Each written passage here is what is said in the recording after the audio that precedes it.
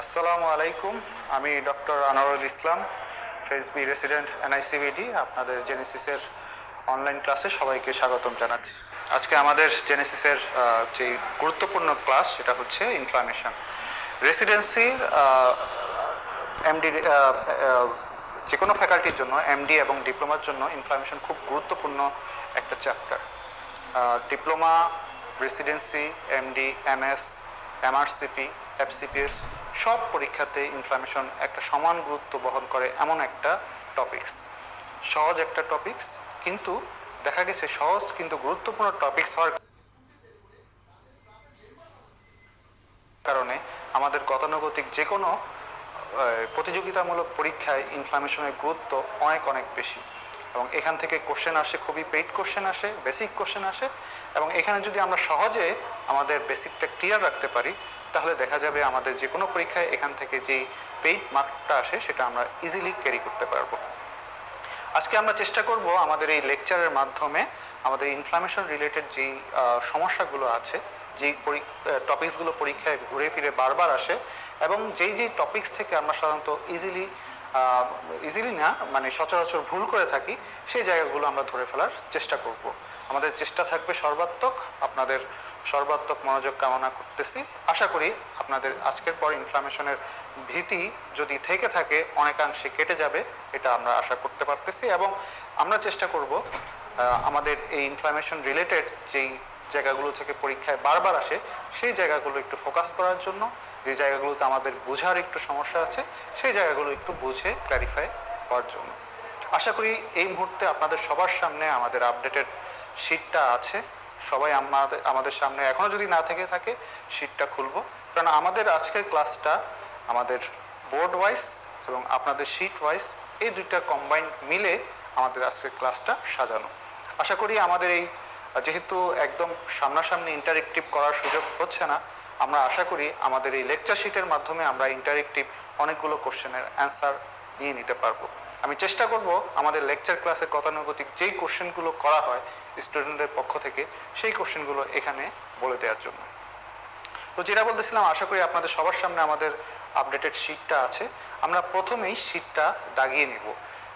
Lecture ক্লাসে আমি শুরুতেই সবসময় শিট দাগিয়ে দিতে পক্ষপাতী, এই কারণে যে শুরুতেই তাহলে আপনার একটা ওভারভিউ থাকবে যে এই লেকচার শিট থেকে কোন কোন জায়গাটা আমাকে পরবর্তীতে রিভাইজের সময় আরো বেশি বেশি পড়তে হবে। এবং শুরুতেই যদি আমি জেনে যাই যে আমার জন্য সবচেয়ে গুরুত্বপূর্ণ জায়গাগুলো কোনগুলো, তাহলে সেই ক্ষেত্রে আমাদের পরবর্তীতে আমাদের মনোযোগটা আরেকটু বেশি থাকবে। আপনাদের সবার সামনে শিট যদি থাকে, শিটের দেখেন যে পেজ নাম্বার 3, যে 3 নাম্বার পেজটা আছে, এটা ইনফ্লামেশনের one of the important page. এই পেজের অনেকাংশেই আমাদেরকে পড়তে হবে এবং মোট কথা পুরো অংশটাই, এই পেজ 3 পুরো অংশটাই আমাদের পড়তে হবে।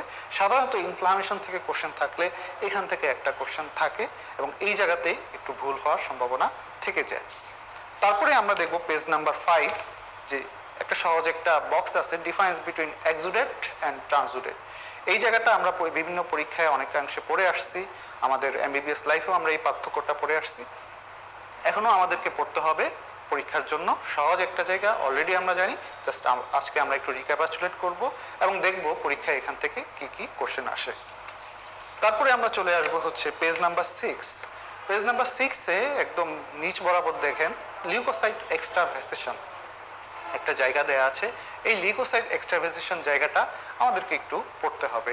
এই জায়গাটা থেকে রেসিডেন্সিতে, ডিপ্লোমাতে, এফসিপিএস 3 অংশেই এখান থেকে কোশ্চেনটা ছিল। কি কোশ্চেন ছিল আমরা লেকচারের সময় সেটা বলে দিব। তারপরে চলে আসবো আমরা 7 নাম্বার পেজে, আমাদের লেকচার শিটের 7 নাম্বার পেজের একদম শুরুর দিকে কেমোট্যাক্সিস। কেমোট্যাক্সিসটাও পরীক্ষার জন্য গুরুত্বপূর্ণ। এখানেও 3-4টা পরীক্ষাতে এখান থেকে গতানুগতিক কোশ্চেন ছিল কেমোট্যাক্সিস থেকে। কেমোট্যাক্সিসের যেই কেমোট্যাকটিক এজেন্টস যে বক্সটা আছে, এই বক্সটা আমরা ট্রিপল স্টার দিয়ে রাখবো। এখান থেকে পরীক্ষায় অনেক কোশ্চেন আসছে, এই বক্সটাও আমরা সহজ করে দেওয়ার চেষ্টা করব। তারপরে আসি আমরা ফ্যাগোসাইটোসিস। ফ্যাগোসাইটোসিস থেকে আমাদের ইন ডিটেলস পড়তে হবে, ট্রিপল স্টার ফ্যাগোসাইটোসিস। তারপরে চলে আসবো আমরা পেজ নাম্বার 11-এ দেখেন যে morphological types of acute inflammation. যে টপিকসগুলো আছে মরফোলজিক্যাল প্যাটার্নস অফ অ্যাকুট ইনফ্লামেশনের যেই টাইপসগুলো আছে এই টাইপসগুলোর উদাহরণ আমাদেরকে পরীক্ষার জন্য জানতে হবে। 3-4 বার এখান থেকে রেসিডেন্সি ডিপ্লোমা দুই জায়গাতেই এখান থেকে কোশ্চেন ছিল। কি কি কোশ্চেন ছিল সেটাও আমরা লেকচারের সময় বলে দিব, কিন্তু এই জায়গাটা আমাদেরকে পড়তে হবে। তারপরে আমরা চলে আসবো ইনফ্লামেশনের আরেকটা, এবং ইনফ্লামেশনের প্রাণ যেটাকে বলা হয় সেটা হচ্ছে chemical mediators of inflammation. Mediators of inflammation ছাড়া ইনফ্লামেশনের পড়া হবে না। মেডিয়েটরস অফ ইনফ্লামেশন ছাড়া কোনো পরীক্ষা কমপ্লিট হবে না। অবশ্যই আপনি মেডিয়েটরস থেকে, এটা আপনি যেই পরীক্ষাই হোক না কেন, হোক সেটা রেসিডেন্সি, হোক সেটা এফসিপিএস পার্ট 1, হোক সেটা ডিপ্লোমা, হোক সেটা এমআরসিপি, মেডিয়েটরস থেকে আপনার কোশ্চেন থাকবে থাকবে থাকবে। আপনাকে এই জায়গাটা পারতে হবে এবং খুব ভালো মতো আপনার নলেজ থাকতে হবে। সহজ একটা জায়গায় আপনি যদি নলেজটা ক্লিয়ার রাখেন, যদি জানা থাকে, তাহলে আপনি যে কোনো পরীক্ষায় এখান থেকে নাম্বারটা, সম্পূর্ণ নাম্বারটা ক্যারি করতে পারবেন। তাহলে মেডিয়েটরসের 14 নাম্বার পেজের যে বক্সটা আছে, the actions of principal mediators of inflammation, এই বক্সটা আমাদেরকে একদম ডিটেলস পড়তে হবে। সমস্যা নেই, আমি সব কিছুই সহজ করে দেওয়ার চেষ্টা করব, আল্লাহ যদি রক্ষা করে, এবং দেখা যাবে জিনিসটা আপনাদেরকে অনেকাংশে সহজ হয়ে গেছে। তাহলে এই বক্সটা আমাদের জন্য হচ্ছে ট্রিপল স্টার। তার পাশে দেখেন একদম উপরে একটা ফ্লো চার্ট আছে, এটা হচ্ছে sources of chemical mediators in inflammation. ইনফ্লামেশনের যেই মেডিয়েটরসগুলো রিলিজ হয় তাদের যে সোর্স, এই ফিগারটা আমাদের পরীক্ষায় ইদানিং দেখা গেছে 2-3 বার এই কোশ্চেনটা ছিল। এটাও আমাদের জন্য গুরুত্বপূর্ণ এবং এটা আমাদেরকে পড়তে হবে। তার নিচেই দেখেন effects of complement in inflammation. Complements, ইনফ্লামেশনের কমপ্লিমেন্টসের কী কী রোল প্লে করে, কী কী ফাংশনস আছে, এই জায়গাটা আমাদের পরীক্ষার জন্য গুরুত্বপূর্ণ, এটাও আমাদেরকে পড়তে হবে। তারপর কয়েকটা মেডিয়েটরসের ডিটেলস আছে, হিস্টামিন, সেরোটোনিন, এই দুইটা মেডিয়েটরস আমাদেরকে পরীক্ষার জন্য পড়তে হবে, এই দুটাও ডাবল স্টার করে। তারপরে দেখবেন যে 16 নাম্বার পেজে অ্যারাকিডোনিক অ্যাসিড মেটাবোলাইটসের একটা বিশাল ফিগার আছে। এই ফিগারটা মেডিয়েটরসের মধ্যে সবচেয়ে গুরুত্বপূর্ণ একটা ফিগার, কারণ অ্যারাকিডোনিক অ্যাসিড মেটাবোলাইটস থেকে সচরাচর প্রত্যেক পরীক্ষায় কোনো না কোনো কোশ্চেন থাকে। সহজ একটা জায়গা, এটাও আমাদেরকে পড়তে হবে। তারপরে চলে আসবো আমরা 17 নাম্বার পেজে, actions of different mediators in inflammation. আমরা যতগুলো মেডিয়েটরস পড়বো, কোন কোন মেডিয়েটরসগুলো ভ্যাসোডাইলেশন করে, কোন কোন মেডিয়েটরসগুলো ভ্যাসোকনস্ট্রিকশন করে, কোন কোন মেডিয়েটরসগুলো পেইন করে, ফিভার করে, কোন কোন মেডিয়েটরসগুলো ভাস্কুলার পারমিট ইনডিউস করে, এগুলোর একটা সামারাইজড বক্স, খুবই খুবই খুবই গুরুত্বপূর্ণ, ইনফিনিটি স্টার। এখান থেকে আপনি অলমোস্ট 90% শিওর থাকেন একটা কোশ্চেন সাধারণত থাকে, ডিপ্লোমাতেও রেসিডেন্সিতেও, দুই জায়গাতেই। তারপরে আসবো আমরা আবার কয়েকটা মেডিয়েটরস পরের পেজে 18 নাম্বার। একটা হচ্ছে প্লাটিলেট অ্যাক্টিভেটিং ফ্যাক্টরস, ডিপ্লোমায় এখান থেকে 2 বার কোশ্চেন ছিল, রেসিডেন্সিতে 1 বার কোশ্চেন ছিল, এবং পার্ট 1-এ 2 বার এখান থেকে কোশ্চেন ছিল এই প্লাটিলেট অ্যাক্টিভেটিং ফ্যাক্টরস থেকে। তারপরে আসি নাইট্রিক অক্সাইড, সব পরীক্ষাতে এখান থেকে কোশ্চেন ছিল, খুব গুরুত্বপূর্ণ নাইট্রিক অক্সাইড, এই মেডিয়েটরসটাও আমাকে পড়তে হবে। 19 নাম্বার পেজে সাইটোকাইন্স ইন ইনফ্লামেশন। ইনফ্লামেশনের সাইটোকাইন, কি কি সাইটোকাইন্সটা দরকার হয়, শুধু নামগুলো, অ্যাকুট ইনফ্লামেশনে কোন কোন সাইটোকাইনের দরকার হয়, ক্রনিক ইনফ্লামেশনে কোন কোন সাইটোকাইনের দরকার হয়, এই নামগুলো আমাকে একটু পড়তে হবে। এই যে বক্সটা আছে, এই বক্সটা কি পড়তে হবে, কতটুকু পড়তে হবে, লেকচার শিটের সময় আমরা সেটা ক্লারিফাই করে নিব, কিন্তু আপাতত আমরা এটা ধারণা রাখি। তারপরে আসি 20 number page, systemic effects of inflammation. খুব খুব গুরুত্বপূর্ণ একটা জায়গা, সহজ একটা জায়গা, এখান থেকেও সাধারণত দেখা গেছে হরহামেশা কোশ্চেন আসে, পেইড কোশ্চেন আসে এই সিস্টেমিক ইফেক্টস অফ ইনফ্লামেশন থেকে। এটা আমাদেরকে জানতে হবে, পারতে হবে, এবং সহজ একটা জায়গা। তারপরে আসবো আমরা 22 নাম্বার পেজে অ্যাকুট ফেজ প্রোটিন। ইনফ্লামেশনের আরেকটা গুরুত্বপূর্ণ জায়গা অ্যাকুট ফেজ প্রোটিন। আপনারা কোশ্চেন সলভ করলে দেখবেন, বিগত বছরের কোশ্চেন যদি আপনারা সামারাইজ করেন, আপনারা যদি রিভাইজ দেন, আপনারা যদি একটু রিক্যাপাচুলেট করেন, তাহলে দেখবেন অ্যাকুট ফেজ প্রোটিন থেকে হাজার হাজার কোশ্চেন আসছে, একদম পেইড কোশ্চেন। এই জায়গাটা আমাদেরকে মনে রাখতে হবে, অ্যাকুট ফেজ প্রোটিন। এই ছিল আমাদের অ্যাকুট ইনফ্লামেশন। চলে আসবো আমরা ক্রনিক ইনফ্লামেশন, 23 নাম্বার পেজ। ক্রনিক ইনফ্লামেশনে হিস্টোলজিক্যাল বা মরফোলজিক্যাল ফিচার্স, 23 নাম্বার পেজের নিচ বরাবর যেই টপিক্সটা আছে, এই জায়গাটা histological features of chronic inflammation. তারপরে আসবো 24 নাম্বার পেজে ম্যাক্রোফেজ। ম্যাক্রোফেজের ফাংশন, ম্যাক্রোফেজ থেকে কি কি রিলিজ হয়, সেই জিনিসগুলো খুব গুরুত্বপূর্ণ জায়গা, এবং পরীক্ষায় এখান থেকে কোশ্চেন থাকেই সাধারণত, এবং ছিল। তা ম্যাক্রোফেজটা আমাদেরকে ইন ডিটেলস পড়তে হবে। তারপর আসি আরেকটা গুরুত্বপূর্ণ জায়গা, 27 number page, granulomatous inflammation. Granulomatous ইনফ্লামেশনের ডেফিনেশন থেকে শুরু করে এপিথেলিয়াল সেলস অফ গ্রানুলোমার যে এক্সাম্পলসগুলো আছে, কোথায় কোথায় এপিথেলিয়াল সেলস গ্রানুলোমা পাওয়া যায়, এই জায়গাটা আমাদেরকে পড়তে হবে। তারপরে আসবো আমরা হচ্ছে 31 নাম্বার পেজ, জায়ান্ট সেল। এই জায়ান্ট সেল থেকেও আপনার 3-4 বার পরীক্ষায় এখান থেকে কোশ্চেন ছিল। জায়ান্ট সেল এই রেসিডেন্সি, ডিপ্লোমা সব জায়গাতে এখান থেকে কোশ্চেন ছিল। তো জায়ান্ট সেলটাও আমাদেরকে পড়তে হবে, ট্রিপল স্টার। আর 32 নাম্বার পেজে প্রথম দিকে দুইটা বক্স আছে, difference between tubercular granuloma and granuloma of sarcoidosis, difference between tubercle and gumma. এই দুইটা ডিফারেন্স খুব খুব গুরুত্বপূর্ণ। দেখবেন কোশ্চেন সলভ করে দেখবেন এই জায়গা থেকে অনেকবার মানে হিসাব নেই এতবার এখান থেকে কোশ্চেন আসছে। সহজ দুটো বক্স, কিন্তু পরীক্ষার জন্য খুব গুরুত্বপূর্ণ। আর last but not least 33 number page, C reactive protein এর যে বক্সটা আছে, কোথায় কোথায় সি রিয়েক্টিভ প্রোটিন বাড়ে, কোথায় কোথায় C reactive protein, inflammatory process but C reactive protein rise হয় না। এটা সাধারণত যারা বিশেষ করে মেডিসিন ফ্যাকাল্টিতে পরীক্ষা দিবেন তাদের জন্য বেশি গুরুত্বপূর্ণ, কারণ এই বক্সটা হচ্ছে ডেভিডসনের বক্স এবং এখান থেকে দেখা গেছে সাধারণত কোশ্চেন থাকে। এই ছিল আমাদের ইনফ্লামেশনের গুরুত্বপূর্ণ জায়গাগুলো, যেটা থেকে পরীক্ষায় কোশ্চেন ছিল বিগত বছরের কোশ্চেনগুলোতে। দেখা যায় যে আপনারা এখন শীটটা যদি একটু ওভারভিউ করেন, দেখা যাবে যে শীটের অলমোস্ট 80% জিনিসই কোনো না কোনো সময় পরীক্ষায় ছিল। কারণ ইনফ্লামেশন জায়গাটা খুব ছোট, কিন্তু গুরুত্বপূর্ণ হওয়ার কারণে স্যারদের সব অংশই, ইনফ্লামেশনের সব জায়গাগুলোই স্যারদের নখদর্পণে থাকে এবং স্যাররা খুব পছন্দ করে, এবং এই কারণে ইনফ্লামেশনের সব কিছুই আমাদেরকে আলটিমেটলি পড়তে হয় এবং পড়তে হবে। কারণ আপনি জানেন না, যে জিনিস যত সহজ সেখান থেকে কিন্তু তত বেশি এর আশেপাশে যত জায়গা আছে তার থেকে তত বেশি কোশ্চেন সাধারণত পরীক্ষায় আসে। আপনারা এখন যদি বোর্ডে খেয়াল করেন, বোর্ডে খেয়াল করলে দেখবেন এই হচ্ছে আমাদের আজকের ইনফ্লামেশনের পুরো ওভারভিউ বোর্ড। এবং আমরা যদি আমাদের ফিগারটা খেয়াল করি, এই ফিগার এবং বোর্ড দিয়ে আমাদের ইনফ্লামেশনের আজকে ম্যাক্সিমাম বাল্কের ক্লাস আজকে শেষ হয়ে যাবে। এবং এই ইনফ্লামেশনের এই জায়গাটুকুই আছে বুঝার। আমরা যদি এই জায়গাটুকু আমাদের গ্রিপের মধ্যে নিয়ে আসতে পারি, এই ফিগারটা যদি আমাদের গ্রিপের মধ্যে নিয়ে আসতে পারি, আমাদের ইনফ্লামেশনের কঠিন জায়গাটা অনেকাংশেই শেষ হয়ে যাবে, বুঝার জায়গাটা। তারপরে ইনফ্লামেশনের যে জায়গাগুলো আছে সেগুলো ম্যাক্সিমাম হচ্ছে মুখস্থের জায়গা, কিন্তু বুঝার জায়গা হচ্ছে আমাদের এই ওভারভিউটা, এবং বুঝার জায়গা হচ্ছে আমাদের এই ফিগারটা, সহজ জায়গা। আমরা আজকে এটার মধ্যে দিয়ে আমাদের ইনফ্লামেশনের যে বোঝার জায়গাগুলো আছে সেগুলো আমরা শেষ করে দিব। আমরা জানি ইনফ্লামেশন, যদি আমরা এখন লেকচার শুরু করতে যাই, আপনারা এখন সবাই ফিগারটার দিকে খেয়াল করলে দেখবেন এই একটা হচ্ছে আমাদের ইনফ্লামেশনের ওভারভিউ, একদম টোটাল ওভারভিউ অফ ইনফ্লামেশন। আমরা আগেও বলেছিলাম ইনফ্লামেশন জিনিসটা কি। ইনফ্লামেশন হচ্ছে, আমরা যদি একদম বাংলা ভাষায় সহজ কথায় বুঝতে চাই, আমাদের বডিতে যখন কোনো একটা foreign body, foreign stimulus, foreign যেটা আমার বডির জন্য নোন না, এমন কিছু যখন আমার শরীরে প্রবেশ করে, আমার শরীরের প্রথম পোস্ট ডিফেন্স, আমাদের যেই সেন্টিনেল সেলস আছে সেখান থেকে আমাদের ফার্স্ট লাইন ডিফেন্স যেই মেকানিজমগুলো আছে, তারা সাধারণত চেষ্টা করে এই ফরেন বডিটাকে, এই মাইক্রোবসটাকে বডি থেকে এলিমিনেট করার। কিন্তু সে জানে তার শক্তি খুব কম, সে জানে যে তার শক্তি খুব কম।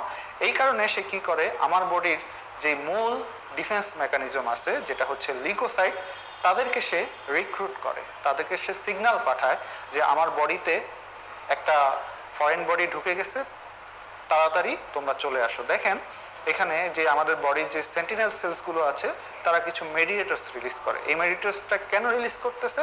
কারণ আমার মূল যে ডিফেন্স মেকানিজম আছে ডব্লিউবিসি, তাদেরকে আমার এই ডিজায়ার জায়গাতে আসার জন্য তারা একটা সিগন্যাল দিচ্ছে যে আমার শরীরে একটা ফরেন বডি ঢুকছে, তাকে এখনই এলিমিনেট করতে হবে। আমরা জানি আমাদের এই যে ডব্লিউবিসি গুলো আছে এরা হচ্ছে ইন্ট্রাভাস্কুলার, এরা কিন্তু ভেসেলসের ভিতরে থাকে, ভেসেলসের বাহিরে না। তাহলে আমরা জানি আমাদের ভেসেল কি ধরনের, আমাদের ভেসেল কি পারমিবল না নন পারমিবল? আমাদের ভেসেল হচ্ছে সিলেক্টিভলি পারমিবল, সবকিছু এর ভিসা নাই ভেসেল থেকে বের হওয়ার, সবকিছুর অনুমতি নেই। যাদের অনুমতি নেই তাদের মধ্যে অন্যতম হচ্ছে এই ডব্লিউবিসি, আরবিসি, প্লাটিলেট, তাদের ভেসেলের বাহিরে যাওয়ার অনুমতি নাই। কিন্তু আমার ভেসেলের বাহিরে হচ্ছে আমার বডিতে মাইক্রোবসটা, তাহলে আমার এই ভেসেলস থেকে ডাব্লিউবিসি কে ওই জায়গাতে নিয়ে যেতে হবে। তার মানে এই ভেসেলসটা তার যে চ্যানেলগুলো আছে সেই চ্যানেলগুলোকে সে ওপেন করে দিবে ডাব্লিউবিসি কে এই জায়গা থেকে বের হয়ে ওই জায়গায় গিয়ে তার ফাংশন করার জন্য। আলটিমেটলি ডাব্লিউবিসির যে প্রসেসের মাধ্যমে ওখানে যাবে, গিয়ে তার যে ডিজায়ার্ড ফাংশনটা আছে সে তাকে ফ্যাগোসাইটোসিস করে ধ্বংস করে দিবে। তাহলে দেখেন এই যে এতগুলো প্রসেস, প্রথমে আমাদের সেন্টিনেল ম্যাক্রোফেজগুলো ডিফেন্স করার চেষ্টা করলো, মেরিটোস রিলিজ করলো, ডাব্লিউবিসি এই আমাদের ব্লাড ভেসেলসকে মডিফিকেশন করে বের হয়ে চলে গিয়ে ফ্যাগোসাইটোসিস করলো। এর মধ্য দিয়েই কিন্তু ইনফ্লামেশন শেষ হচ্ছে না। ইনফ্লামেশন শেষ হবে কখন? এই যে এত কিছু চেঞ্জ হলো, এত কিছু ডিস্ট্রাকশন হলো, এত কিছু নষ্ট হলো, তাদেরকে বডি আবার তার আগের জায়গায় নিয়ে যাওয়ার চেষ্টা করবে, যতটুকু সম্ভব ক্ষতিপূরণ করে দেওয়ার চেষ্টা করবে বা হিলিং করে দিবে। এর মাধ্যমে আমার ইনফ্লামেশনের প্রসেসটা শেষ হচ্ছে। এত কিছু করার জন্য তাহলে আমার লোকালি কিছু চেঞ্জ করতে হয়, বডি লোকাল মানে ভেসেলসের মধ্যে কিছু চেঞ্জ করতে হয়। আর আমার যে সিস্টেমিক যে রেসপন্স আছে, এত কিছু চেঞ্জের জন্য আমার বডিতে পুরো সিস্টেমে কিছু রেসপন্স আসে। এই যে টোটাল জিনিসটা, সেটাই হচ্ছে গিয়ে ইনফ্লামেশন। তাহলে ইনফ্লামেশনে আমাকে খেয়াল রাখতে হবে যে দুইটা জিনিস, যে ইনফ্লামেশনে দুইটা রেসপন্স হয়, একটা লোকালি রেসপন্স হয়, আরেকটা হচ্ছে আমার বডিতে সিস্টেমিক রেসপন্স হয়। এবং ইনফ্লামেশন অবশ্যই হিলিং এর সাথে রিলেটেড থাকতে হবে। কোনো সময়ই হিলিং ছাড়া ইনফ্লামেশন শেষ হবে না, এটা আপনাকে মাথায় রাখতে হবে। এই কারণে দেখবেন আপনি যদি রবিন্স খুলেন যে হিলিং চ্যাপ্টারটা সাধারণত ইনফ্লামেশনের সাথেই কিন্তু আলোচনা করা। যেহেতু হিলিং আপনাদের আলাদা একটা ক্লাসে হবে, আমরা তাহলে হিলিংটা সেই ক্লাসে পড়ে নিব। কিন্তু মনে রাখতে হবে হিলিংটা আসলে রিলেটেড হচ্ছে ইনফ্লামেশনের প্লাস সিকিউরিটি হিসেবে। তাহলে এখন যদি আমরা বোর্ডে আসি, বোর্ডে আসলে আমরা যেটা বলছিলাম, ইনফ্লামেশনটাকে আমরা তাহলে দুটো ভাগে ভাগ করি। একটা হচ্ছে আমাদের লোকাল রেসপন্স, আরেকটা হচ্ছে আমাদের সিস্টেমিক রেসপন্স। এই সিস্টেমিক রেসপন্সটাকে আমরা বলি অ্যাকুট ফেজ রিঅ্যাকশন। এই জায়গায় একটা আমি একদম সহজ করে একটা ছবি এঁকেছি। এটা যদি ব্লাড ভেসেলস হয়, আমাদের ব্লাড ভেসেলে থাকে আরবিসি, তার পাশে ডাব্লিউবিসি এবং প্লাটেলেট। আমার ডিজায়ার্ড জায়গা হচ্ছে ডাব্লিউবিসি কে এই ফরেন বডি পর্যন্ত নিয়ে যাওয়া। এই এতটুকু নিয়ে যাওয়ার জন্য লোকাল যে চেঞ্জ প্লাস আমাদের সিস্টেমিক যে চেঞ্জ, এই দুটো জিনিসই হচ্ছে আমাদের ইনফ্লামেশন। তাহলে লোকাল রেসপন্সটাকে আমরা ব্রড লাইনে 5টা ভাগে ভাগ করতে পারি। এক হচ্ছে ভাস্কুলার চেঞ্জ, ভেসেলসের ভিতরে কি কি চেঞ্জ হচ্ছে। 2 এক্সুডেশন, তার থেকে এক্সুডেশন তৈরি হচ্ছে, কেন তৈরি হচ্ছে সেটা আমরা বলবো। কেমোটেক্সিস, একটা বিশেষ পথ যার মাধ্যমে ডাব্লিউবিসি এই পথটুকু অতিক্রম করতেছে। সে যখন ভেসেল থেকে বের হয়ে গেল, ভেসেল থেকে সে একটা বিশেষ পদ্ধতির কিছু এজেন্টের মাধ্যমে সেই পথটাতে চলে গেল। তারপর সে যখন এই ফরেন বডি পর্যন্ত গেল, সেখানে সে ফ্যাগোসাইটোসিস করলো, মাইক্রোবসটা বডি থেকে এলিমিনেট হয়ে গেল। এটার জন্য আমার ভেসেলসের যে চেঞ্জগুলো হচ্ছিল তাকে সে হিলিং করে শেষ করে দিল ইনফ্লামেটরি প্রসেসটা। এই টোটাল জিনিসটাই হচ্ছে আমাদের লোকাল রেসপন্স। আর সিস্টেমিক রেসপন্স কি কি হয় সেটা আমরা পড়ব। দুটো জায়গায় পরীক্ষার জন্য খুবই খুবই গুরুত্বপূর্ণ, বিশেষ করে ভাস্কুলার চেঞ্জ, যেটা আপনাদের ক্লাসের শুরুতেই বলে দিয়েছিলাম যে 3 নাম্বার আমাদের পেজটা ভাস্কুলার চেঞ্জ। এই জায়গাটুকু আমাদের ইন ডিটেলস পড়তে হবে, এখান থেকে সাধারণত কোশ্চেন থাকে। ভাস্কুলার চেঞ্জ আপনারা সবাই এখন 3 নাম্বার পেজে থাকবেন। আমরা ভাস্কুলার চেঞ্জটা একটু ডিটেলস আলোচনা করব। আসলে ইনফ্লামেশনে বোঝার জায়গা এতটুকুই, ভাস্কুলার চেঞ্জটা। আমাদের ভাস্কুলার চেঞ্জের মধ্যে কি হয়, আমাদের দুইটা জিনিস হয়। একটা হচ্ছে ভাস্কুলার ক্যালিভার এবং ফ্লোর মধ্যে চেঞ্জ নিয়ে আসে, এবং ভাস্কুলার পারমিবিলিটিটা যেটা আছে সেটাকে সে ইনক্রিজ করে দেয়। নর্মালি আমাদের যে ভেসেলসের পারমিবিলিটি থাকে সেটা সাধারণত সিলেক্টিভলি পারমিবল থাকে, সেই পারমিবিলিটিটা বাড়াইয়া দিচ্ছে। প্রথম সে কি করতেছে, সে তার যে ক্যালিভার এবং ফ্লো আছে এর মধ্যে চেঞ্জ নিয়ে আসতেছে। আমরা এই ক্যালিভার এন্ড ফ্লোর মধ্যে কি কি হচ্ছে এটা সম্বন্ধে একটু ডিটেলস আলোচনা করব। ভাস্কুলার পারমিবিলিটি সে কি কি পদ্ধতিতে তার ভাস্কুলার পারমিবিলিটি বাড়াচ্ছে সেটা আমরা একটু ডিটেলস আলোচনা করব, এবং পরীক্ষায় এখান থেকে কি কি কোশ্চেন থাকে, বিগত বছরের কোশ্চেন ছিল, সেগুলো সাথে সাথে বলে দেওয়ার চেষ্টা করব। তাহলে আসি আমরা আমাদের 3 নাম্বার পেজে লোকাল রেসপন্সের ভাস্কুলার চেঞ্জেস মধ্যে। ভাস্কুলার চেঞ্জে তাহলে দুইটা জিনিস হয়, একটা হচ্ছে changes in the vascular calibre and flow, increase vascular permeability. Changes in the vascular calibre and flow জিনিসটা কি? নর্মালি আমাদের যে ভেসেলস থাকে, নর্মালি যে সার্কুলেশন থাকে, সে তার এই সার্কুলেশনটার মধ্যে তার যে পাওয়ার আছে, যার যে ক্ষমতা আছে, সেই ক্ষমতার মধ্যে চেঞ্জ করবে এবং তার যে ফ্লোটা আছে, নর্মাল যে ফ্লোটা আছে তার থেকে সে চেঞ্জ করে নিয়ে এসে এই ফ্লোটাকে সে বাড়িয়ে দিবে। এটার মধ্যে কি কি হচ্ছে? এটার মধ্যে আমাদের 1 2 3 দেখেন F পর্যন্ত 6টা ইভেন্ট সাধারণত হচ্ছে।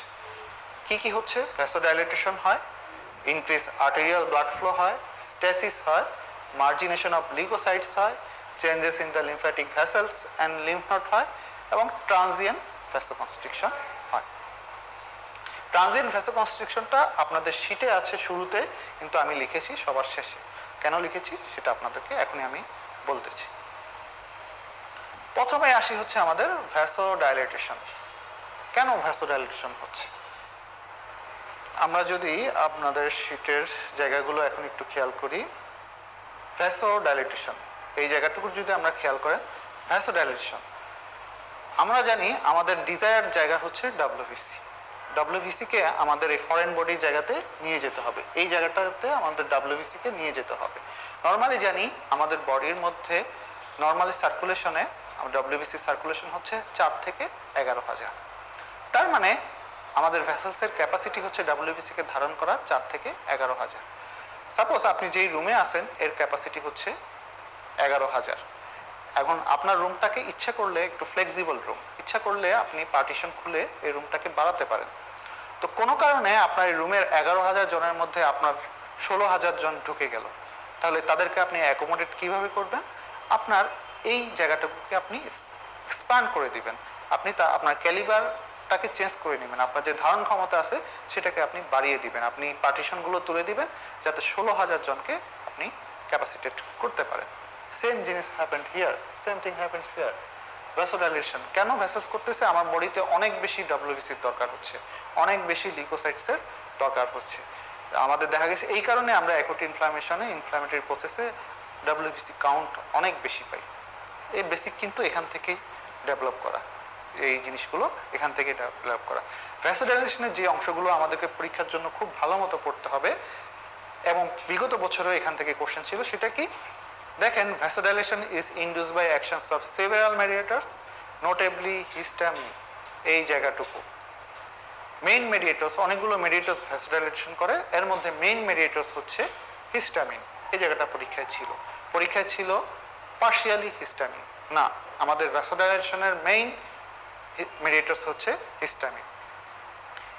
It is one of the earliest manifestation of acute inflammation. এই লাইনটা আমাদেরকে আন্ডারলাইন করতে হবে। ইনফ্লামেশনের আর্লিয়েস্ট ম্যানিফেস্টেশন হচ্ছে vasodilatation. Vasodilatation first involves the arterioles. আমাদের প্রথম ভ্যাসোডাইলেশন হয় হচ্ছে আর্টেরিয়ালসের মধ্যে, এবং লাস্টের লাইনটা then it leads to opening of new capillary beds in the area. এই সবগুলো কোশ্চেনই পরীক্ষায় কিন্তু ছিল। কি কি ছিল? আরেকটা রিক্যাপিচুলেট করতেছি। ভ্যাসোডাইলেটেশন হচ্ছে ইনফ্লামেশনের আর্লিয়েস্ট ম্যানিফেস্টেশন এবং পার্মানেন্ট ম্যানিফেস্টেশন। ইনফ্লামেশন হলে ভ্যাসোডাইলেশন হতেই হবে, এবং সবার প্রথম যে চেঞ্জটা হয় সেটা হচ্ছে ভ্যাসোডাইলেটেশন। অনেকগুলো মেডিয়েটরস ভ্যাসোডাইলেটেশন করে, কিন্তু কোন মেডিয়েটরস মেইনলি ভ্যাসোডাইলেটেশন করে? Main mediators for inflammation is histamine. এই জায়গাটা আমাদেরকে জানতে হবে। ফার্স্ট কোথায় হচ্ছে ভ্যাসোডাইলেশনটা? ফার্স্ট হচ্ছে আমাদের আর্টেরিয়ালসের মধ্যে, এবং যখন আর্টেরিয়ালসের মধ্যে ভ্যাসোডাইলেশন হয়, সাথে সাথে তার পাশে যে নিউ ক্যাপিলারি, কিছু ক্যাপিলারি বেডস থাকে, তাদেরকে সে ওপেন করে দেয়। তাহলে আমরা দেখেন আমাদের পরের কোশ্চেনটা, আমাদের ভ্যাসোডাইলেটেশন শেষ। এরপরে আসি আমাদের সেকেন্ড অপশন। আমরা পড়লাম যে ভ্যাসোডাইলেশন কোথায় হয়? First involves the arterioles. তাহলে কিসের সার্কুলেশন বাড়বে? আমরা জানি ভ্যাসোডাইলেশন হলে সার্কুলেশন বাড়ে, তাহলে কিসের সার্কুলেশন বাড়বে? ভেনাস সার্কুলেশন বাড়বে না আর্টেরিয়াল ব্লাড ফ্লো বাড়বে? যেহেতু আর্টেরিয়ালসে ফার্স্ট ইনভলভ হচ্ছে, তাহলে অবশ্যই ইনক্রিজ আর্টেরিয়াল ব্লাড ফ্লো। এটাই হচ্ছে আমাদের সেকেন্ড অপশন। তার 3 নম্বরে আসি, স্ট্যাসিস। আমাদের এই যে slowing of blood flow or stasis, এই স্ট্যাসিসটা পরীক্ষায় ছিল এখান থেকে, এবং এই স্ট্যাসিস জায়গাটা আপনারা স্মিডডির মধ্যে স্ট্যাসিস থেকে কোশ্চেনটা থাকবে। স্ট্যাসিস জিনিসটা কি? জিনিসটা আপনাদেরকে একটু আমি বুঝিয়ে বলতেছি। এখন আবার এই ছোট ফিগারটাতে খেয়াল করলে দেখবেন আমার ডিজায়ার টার্গেট কিন্তু হচ্ছে ডাব্লিউবিসি কে এখান থেকে এখানে নিয়ে যাওয়া। ডাব্লিউবিসির আপনারা সবাই একটু কষ্ট করে এই মুহূর্তে 6 নাম্বার পেজে আমাদের যে লিউকোসাইট এক্সট্রাভাসেশন আছে সেই জায়গাটুকুতে চলে আসবেন। আমরা ওই জায়গাটা এখনই এখান থেকে ক্লিয়ার করে ফেলবো, সাথে সাথে স্ট্যাসিসটাও আমরা এখান থেকে পড়ে ফেলবো। আবার বলতেছি, আমাদের ডিজায়ার জায়গা কি? আমাদের ডাব্লিউবিসি কে এই ইন্ট্রাভাস্কুলার জায়গা থেকে এক্সট্রাভাস্কুলার এই জায়গাটুকুতে নিয়ে যাওয়া। তাহলে এই যে টোটাল প্রসেসটা, এটাকে এক নামে বলা হয় হচ্ছে লিউকোসাইট এক্সট্রাভাসেশন। এই যে টোটাল পাথওয়েটা আছে এটাকে বলা হয় লিউকোসাইট এক্সট্রাভাসেশন।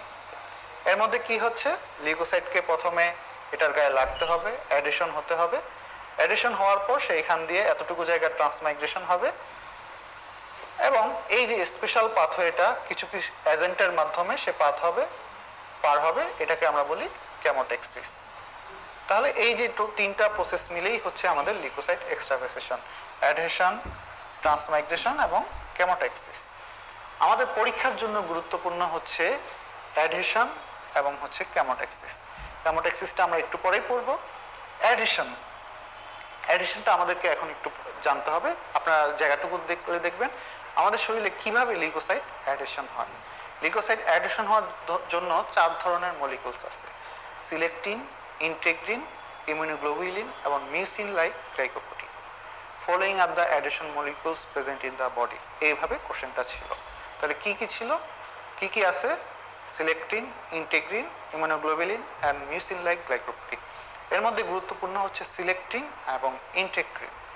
সিলেকটিনের সাথে লিউকোসাইট সাধারণত উইক বন্ড ফর্মেশন করে এবং ইন্টেগ্রিনের সাথে সাধারণত স্ট্রং বন্ড ফর্মেশন করে। এই দুই জায়গাটা পরীক্ষায় ছিল, জাস্ট একটু মনে রাখেন। বডিতে 3 ধরনের সিলেকটিন পাওয়া যায়।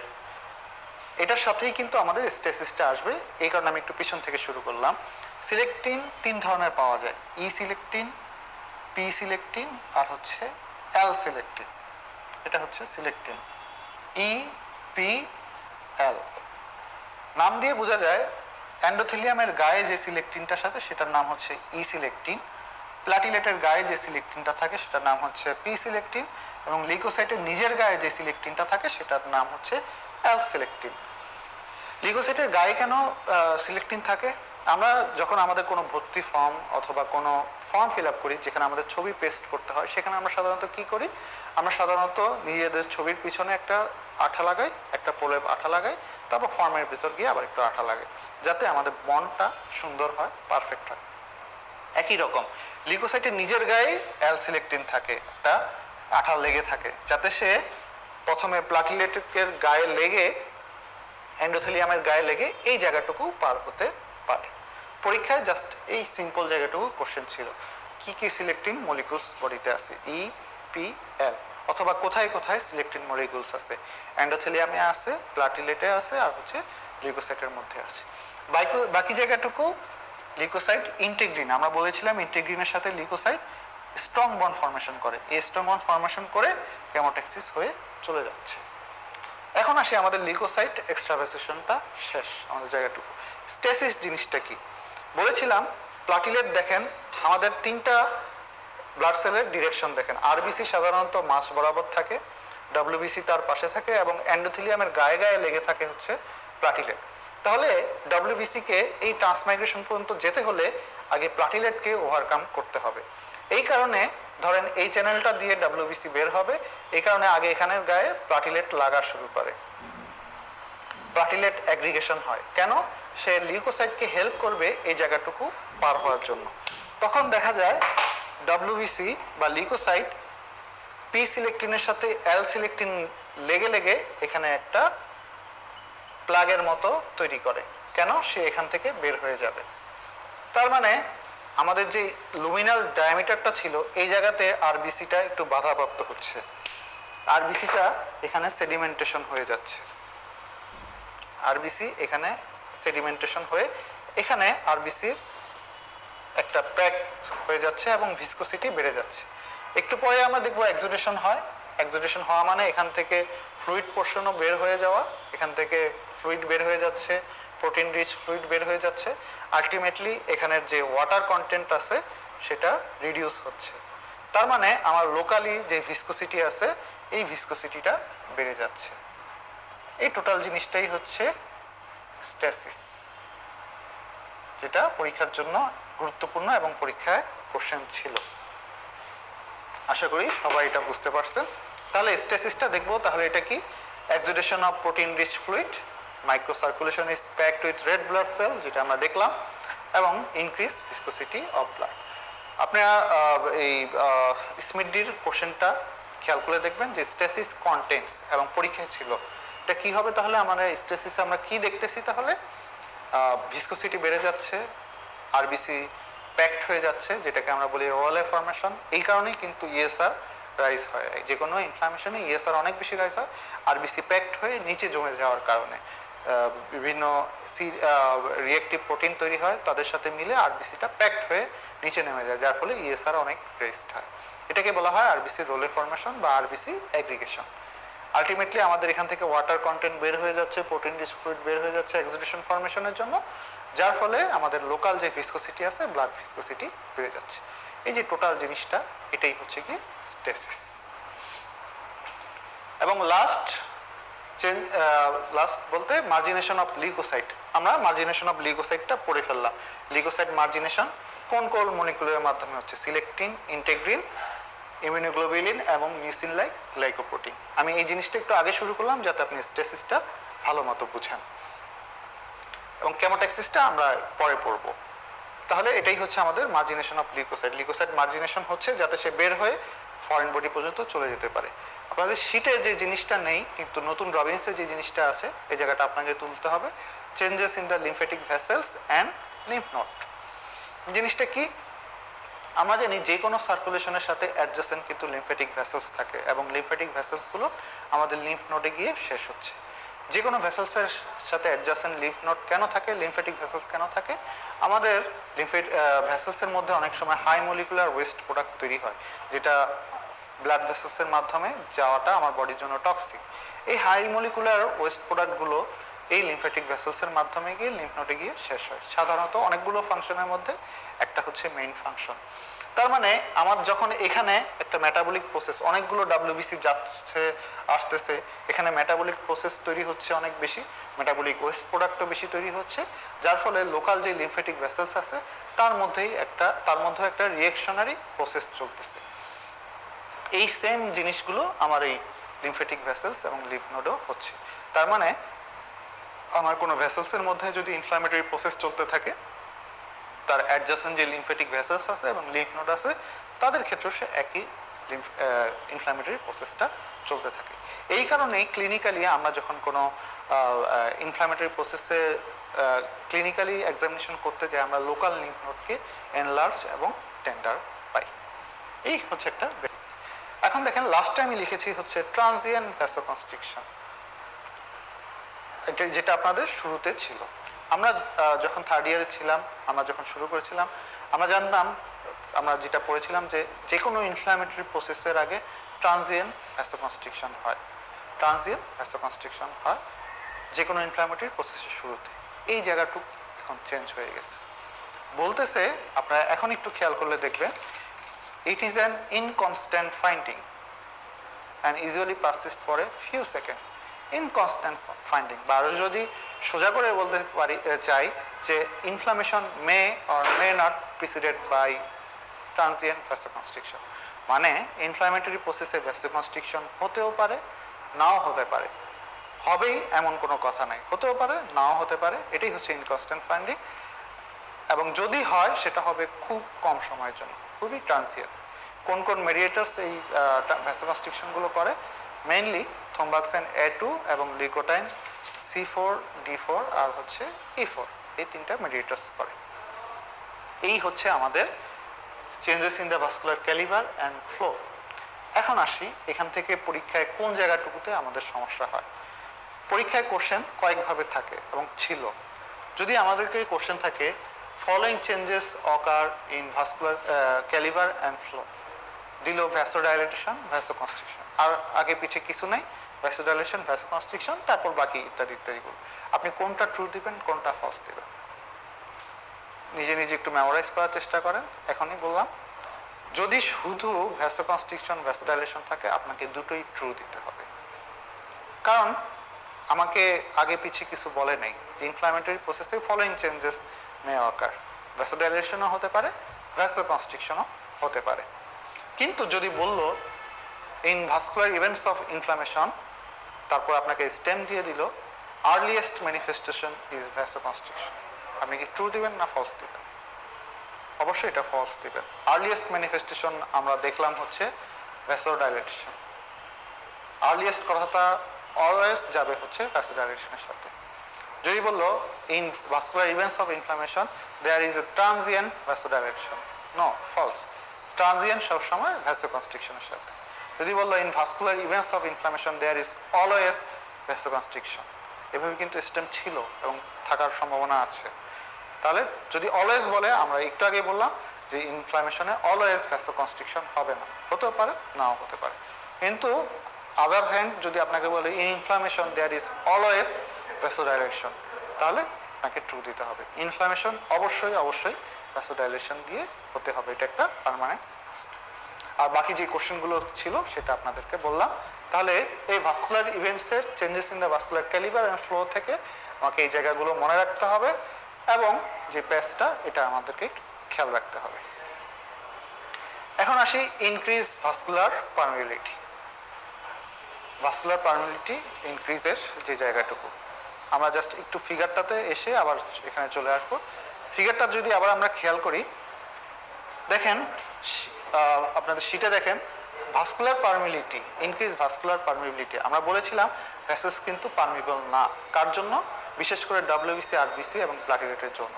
এখন আমাকে ডাব্লিউবিসির জন্য এই জায়গাটুকু পারমিবল করে দিতে হবে এবং আমাকে এক্সুডেশন তৈরি করতে হবে। আমরা এই জায়গাটার সাথে সাথে এক্সুডেশনটাও কিন্তু করে ফেলবো।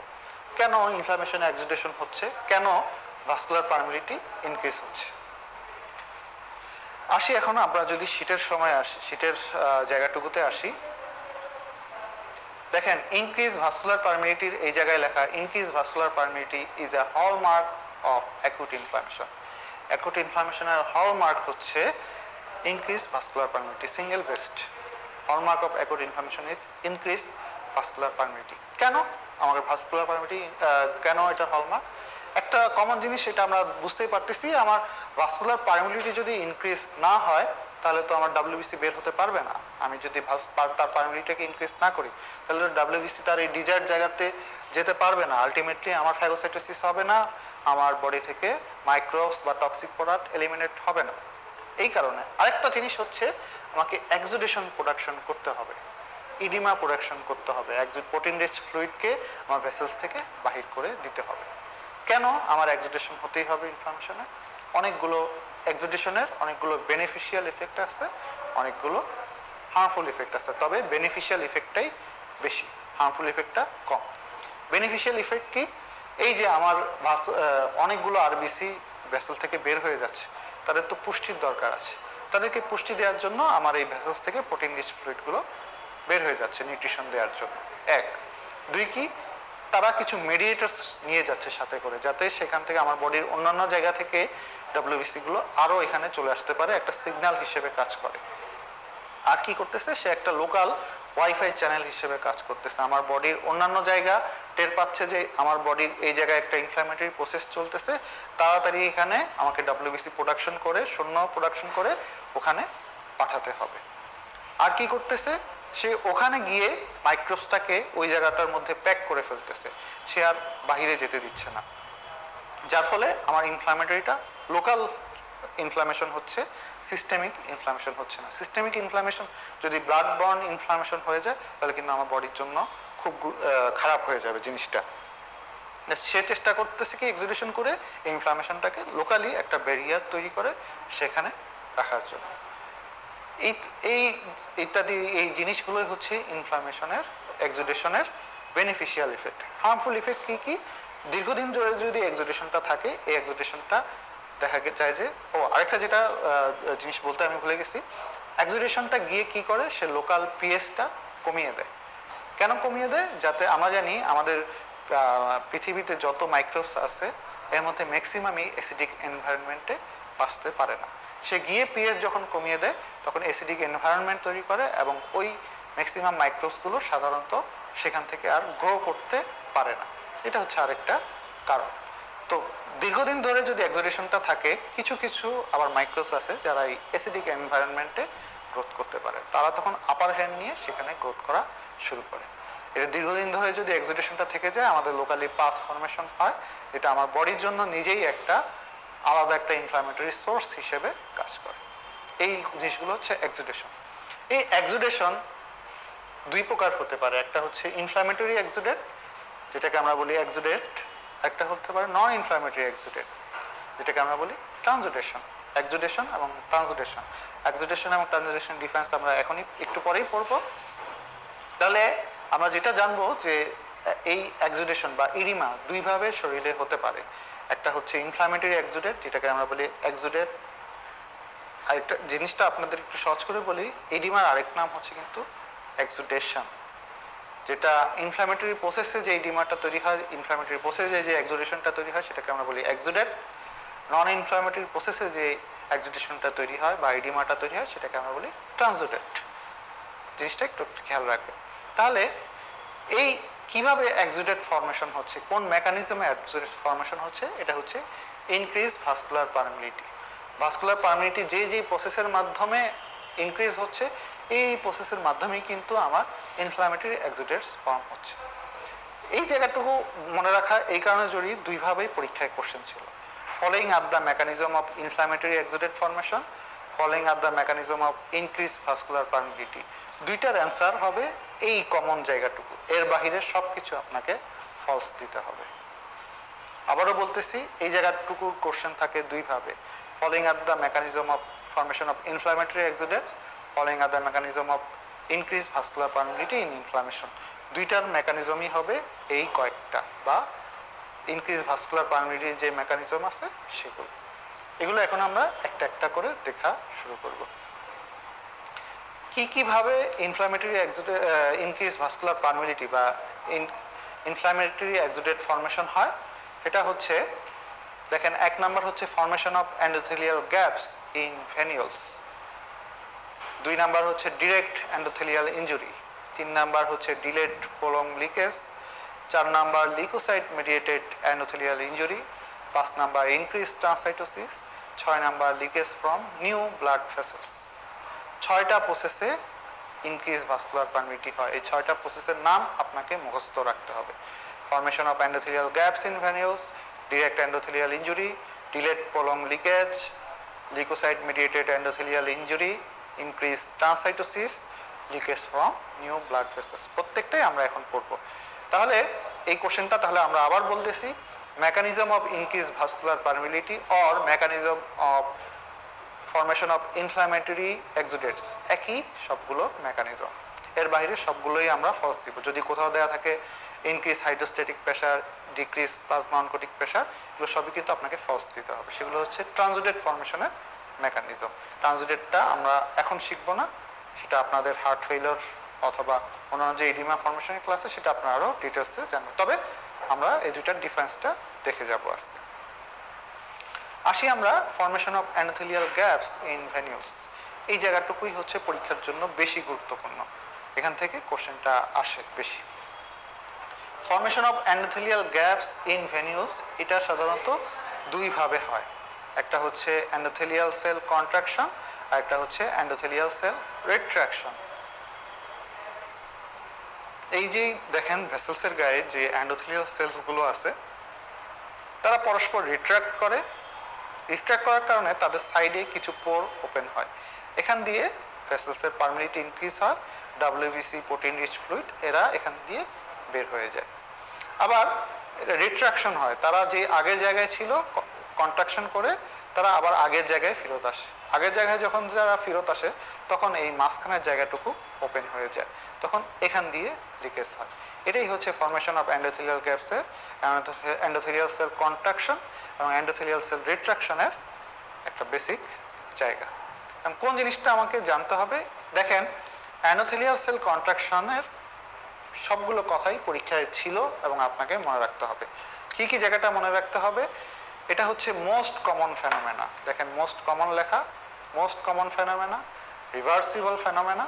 এটা টাইমিংটা আপনাকে জানতে হবে কতক্ষণ এটা পারসিস্ট করে। এটা 15 to 30 মিনিটস পারসিস্ট করে। কোথায় হয় এই জায়গাটুকু একটু কারেকশন করে নেবেন। এটা হয় হচ্ছে পোস্ট ক্যাপিলারি ভ্যানিউলসের মধ্যে। ফর্মেশন অফ এন্ডোথেলিয়াল গ্যাপস এটাও হয় হচ্ছে পোস্টে। নতুন রবিন্স অনুযায়ী এই জায়গাটা ভ্যানিউলস না, পোস্ট ক্যাপিলারি ভ্যানিউলসের মধ্যে হয়। তাহলে এই জায়গাটুকু আমরা কারেকশন করে নিলাম। এন্ডোথেলিয়াল গ্যাপস ফর্মেশন কোথায় হচ্ছে? পোস্ট ক্যাপিলারি ভ্যানিউলসে হচ্ছে। এবং কি কোন কোন মেডিয়েটরস এন্ডোথেলিয়াল সেল কন্ট্রাকশন করে? 4টা মেডিয়েটরস এন্ডোথেলিয়াল সেল কন্ট্রাকশন করে। এই 4টা মেডিয়েটরসের নাম আপনাকে মুখস্থ রাখতে হবে। দেখেন আন্ডারলাইন দেয়া আছে কি কি। Histamine, bradykinin, leukotriene, substance P. পরীক্ষায় থাকে following mediators causes endothelial cell contraction. কি কি? Histamine, bradykinin, leukotriene, substance P. কোন মেকানিজমের মাধ্যমে এই এন্ডোথেলিয়াল সেল কন্ট্রাকশনটা হচ্ছে? This occurs phosphorylation contraction of myosin protein. পরীক্ষায় থাকে ছিল অ্যাক্টিন প্রোটিন। তাহলে এন্ডোথেলিয়াল সেল কন্ট্রাকশনের জায়গাগুলো আবার আমরা একটু রিক্যাপিচুলেট করি। এটা হচ্ছে most common phenomena, reversible phenomena. কতক্ষণ ধরে পারসিস্ট করে? 15 to 30 মিনিটস। কোথায় হয়? পোস্ট ক্যাপিলারি ভেনুসের মধ্যে হয়। কোন কোন মেডিয়েটরস করে? 4টা মেডিয়েটরস করে। হিস্টামিন, লিকোটাইন, ব্র্যাডিকাইনিন, লিকোটাইন এবং সাবস্টেন্স পি। কিসের কন্ট্রাকশনের কারণে হয়? মায়োসিনের কন্ট্রাকশনের কারণে হয়। সবগুলো স্টেমই পরীক্ষায় ছিল। তাহলে এই জায়গাগুলো আমাদের মনে রাখতে হবে। চলে আসি এন্ডোথেলিয়াল সেল রিট্রাকশন। কন্ট্রাকশন হওয়ার পর এই এন্ডোথেলিয়াল সেলগুলো আবার তাদের আগের অবস্থানে ফেরত আসে। এই কারণে এটাকে আরেক নাম বলা হয় সাইটোস্কেলেটাল রিঅর্গানাইজেশন। তার যে ডিসঅর্গানাইজড হলো সে আবার রিঅর্গানাইজড হয়ে যাচ্ছে। এটাই হচ্ছে এন্ডোথেলিয়াল সেল রিট্রাকশন। এটা কখন হয়? 4 থেকে 6 ঘন্টা পর শুরু হয় এবং usually persist more than 24 hours. 24 hours or more, 24 ঘন্টা বা এর চেয়ে বেশি পারসিস্ট করে। এটাও 3টা মেডিয়েটরসের মাধ্যমে এন্ডোথেলিয়াল সেল রিট্রাকশন হয়।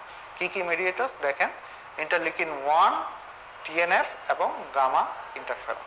তাহলে 3টা মেডিয়েটরসের মাধ্যমে হয় endothelial cell retraction. Interleukin 1, TNF, gamma interferon. আরেক নাম হচ্ছে সাইটোস্কেলেটাল রিঅর্গানাইজেশন। 4 থেকে 6 ঘন্টা পর শুরু হয় এবং 24 ঘন্টা অথবা এর বেশি পারসিস্ট করে। এটাই হচ্ছে formation of endothelial gaps in post capillary ভেনিউসের ভিতরের অংশটুকু। সবগুলো জায়গা থেকেই পরীক্ষায় কোশ্চেন ছিল। তাহলে যদি আপনাকে পরীক্ষায় কোশ্চেন দেয় following mediators causes endothelial gap, তাহলে এন্ডোথেলিয়াল সেল কন্ট্রাকশন এবং রিট্রাকশনের সবগুলো মেডিয়েটরসই আসবে। যদি আপনাকে পরীক্ষায় বলে following mediators causes endothelial cell contraction, শুধু এই 4টা আসবে। Following mediators cause endothelial cell retraction, শুধু এই 3টা আসবে। ইনক্রিজ ভাস্কুলার পারমিটির এই জায়গাটুকুই হচ্ছে গুরুত্বপূর্ণ এবং পরীক্ষায় এখান থেকে বারবার কোশ্চেন আসে। তারপর 2 নাম্বার কি? Direct endothelial injury. এটা হয় হচ্ছে এন্ডোথেলিয়াল সেল নেক্রোসিস এবং ডিটাচমেন্টের জন্য। কি হয়? কিছু কিছু টক্সিক সাবস্টেন্স আছে, কিছু কিছু মাইক্রোবস আছে, তারা ডিরেক্ট এন্ডোথেলিয়াল যে সেলসটা আছে এটাকে ডিটাচ করে ফেলে, সেটাকে নেক্রোসিস করে ফেলে। তখন এখান দিয়ে যে ডাইরেক্ট পোর্ট তৈরি হয়, এই পোর্ট দিয়ে এটা বের হয়ে চলে যায়। এটাই হচ্ছে endothelial cell direct endothelial injury. Delayed prolong leakage. এই যে এন্ডোথেলিয়াল সেল কন্ট্রাকশন হয়, রিট্রাকশন হয়, এই কারণে এন্ডোথেলিয়াল সেলসগুলো সাধারণত ফ্যাটিক হয়ে যায়। ফ্যাটিক হয়ে গেলে তাদের হায়াত শেষ হয়ে যায়, তখন সেটা অ্যাপোপ্টোসিস হয়। অ্যাপোপ্টোসিস হওয়ার কারণে আরেকটা এন্ডোথেলিয়াল সেল রিজেনারেট করার পর্যন্ত ওই জায়গাটুকু একটু লেকি থাকে। এই জায়গা দিয়েই এটা যেই ডাব্লিউবিসি এবং এক্সোডেশন ফর্মেশন সেটা হতে থাকে। এই কারণে সেটাকে বলা হয় ডিলেড প্রলং লিকেজ। দেখেন এটা টাইমিংটা কি? এটা 2 থেকে 12 ঘন্টা পর শুরু হয় এবং last for several hours to days. এটা সেভারাল আওয়ার্স থেকে ডে পর্যন্ত পারসিস্ট করে। মেইনলি এটা হয় হচ্ছে ভেনিউস এবং ক্যাপিলারিসের মধ্যে। তাহলে দেখেন এখন পর্যন্ত আমরা কি দেখলাম? কোথায় কোথায় মাইক্রোসার্কুলেশনে, কোথায় কোথায় ভাস্কুলার পারমিটিভিটি ইনক্রিজ হচ্ছে। ভেনিউস পেলাম, ক্যাপিলারিস পেলাম এবং পোস্ট ক্যাপিলারি ভেনিউস পেলাম। এইসব জায়গাতে আমার ভাস্কুলার পারমিটিভিটি ইনক্রিজ হচ্ছে। Leukocyte mediated endothelial injury. কিছু কিছু লিউকোসাইট, এই যে লিউকোসাইট যে এখান থেকে বের হচ্ছে, কিছু কিছু লিউকোসাইট এই এন্ডোথেলিয়াল সেল কন্ট্রাকশন রিট্রাকশন এগুলোর জন্য ওয়েট করে না। এরা খুব পাওয়ারফুল লিউকোসাইট, তারা ডিরেক্ট এই এন্ডোথেলিয়ামকে ধ্বংস করে বের হয়ে চলে যায়। এটাকে বলা হয় লিউকোসাইট ইনডিউস ইনজুরি। 5 নাম্বার হচ্ছে ইনক্রিজ ট্রান্সাইটোসিস। ইনক্রিজ ট্রান্সাইটোসিস কি জিনিসটা খেয়াল করে দেখবেন। অনেকগুলো মেরিটাস আছে, এর মধ্যে একটা মেরিটাসের নাম হচ্ছে ভিইজিএফ বা vascular endothelial growth factor, VEGF. এটা কি করে? চুম্বকের মতো টান দিয়ে প্লাজমা প্রোটিন, প্লাজমা এবং ইত্যাদিকে বের করে নিয়ে যায়, এটাকে বলা হয় ট্রান্সসাইটোসিস। ভিইজিএফ বেশি বেশি প্রোডাকশন শুরু হয় যাতে আমাদের এই ভাস্কুলার পারমিটিটা ইনক্রিজ হতে পারে। আরেকটা হচ্ছে leakage from new blood vessels. আমরা একদম শুরুতে ভ্যাসোডাইলেশনের সময় পড়েছিলাম যে ভ্যাসোডাইলেশনে যখন হিস্টামিন ভ্যাসোডাইলেশন করে, সে সাথে সাথে কিছু নিউ ক্যাপিলারিজ বেডকেও ওপেন করে দেয়। এই ক্যাপিলারিজ বেডগুলো থাকে সাধারণত একটু দুর্বল বা লিকি, এখান দিয়েও কিছু লিকেজ হয়।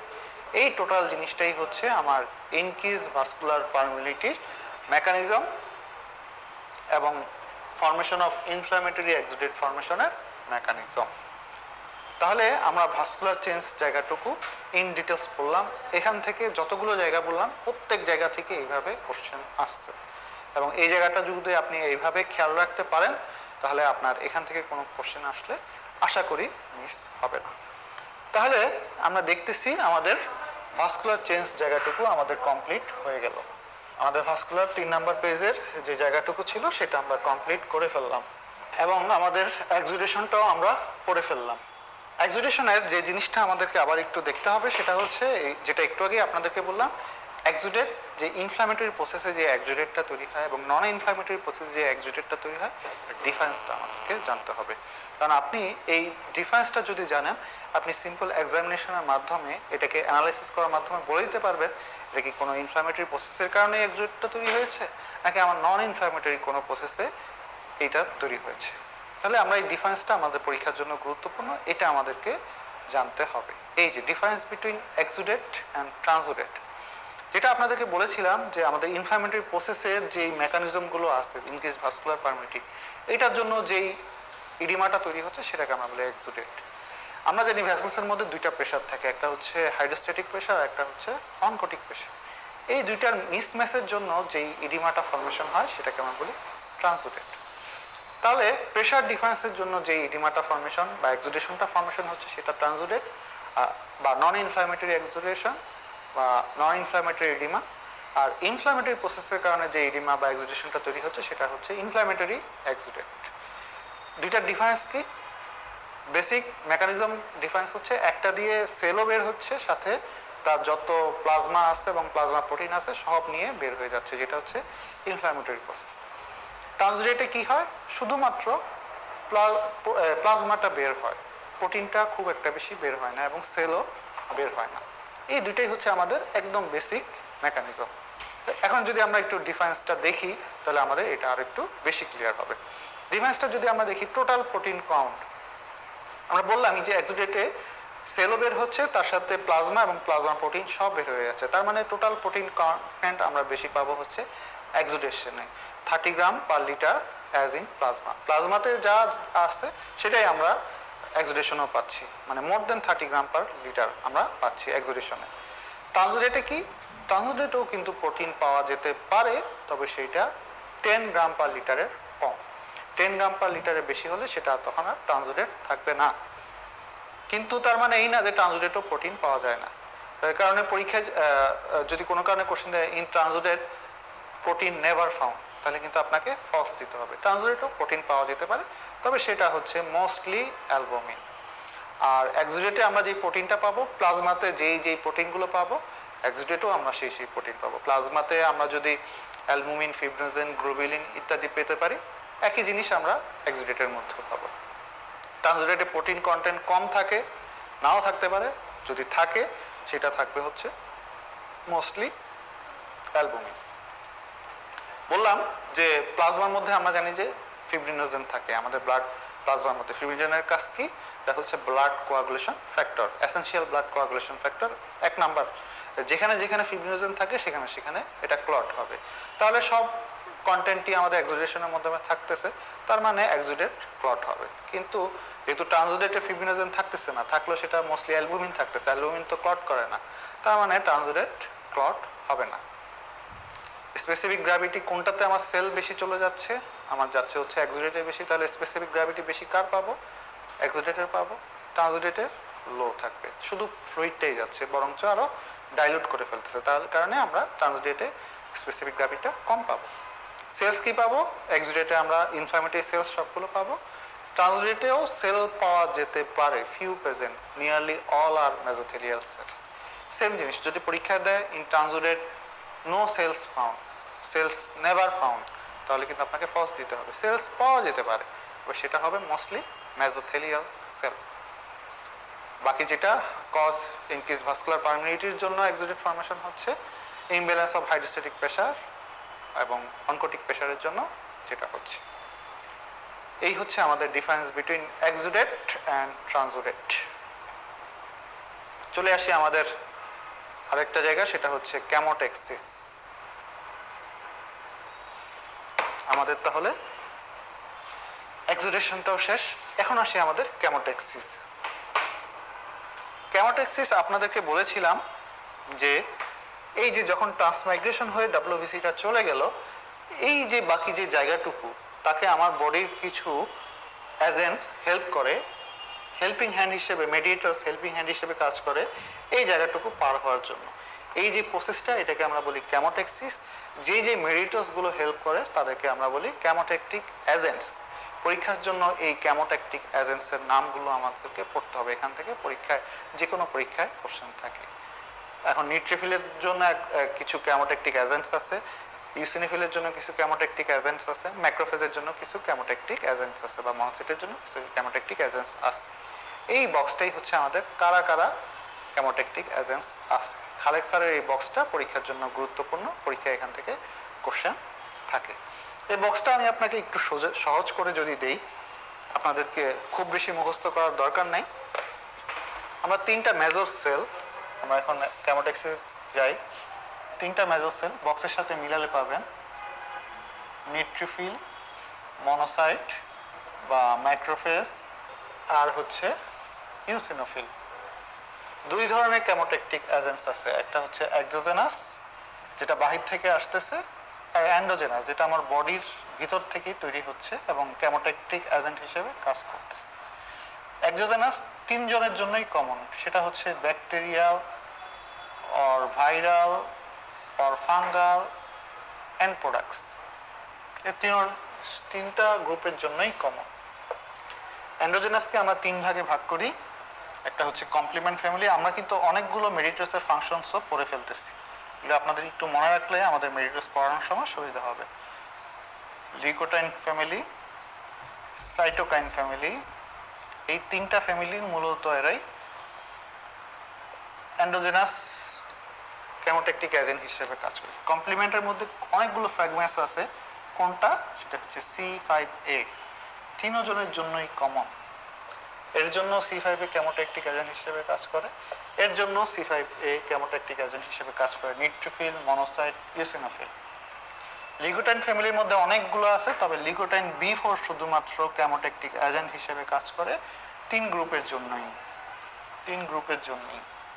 তাহলে C5A, লিউকোটাইন B4 তিন গ্রুপের জন্যই কমন ক্যামোটেকটিক এজেন্ট।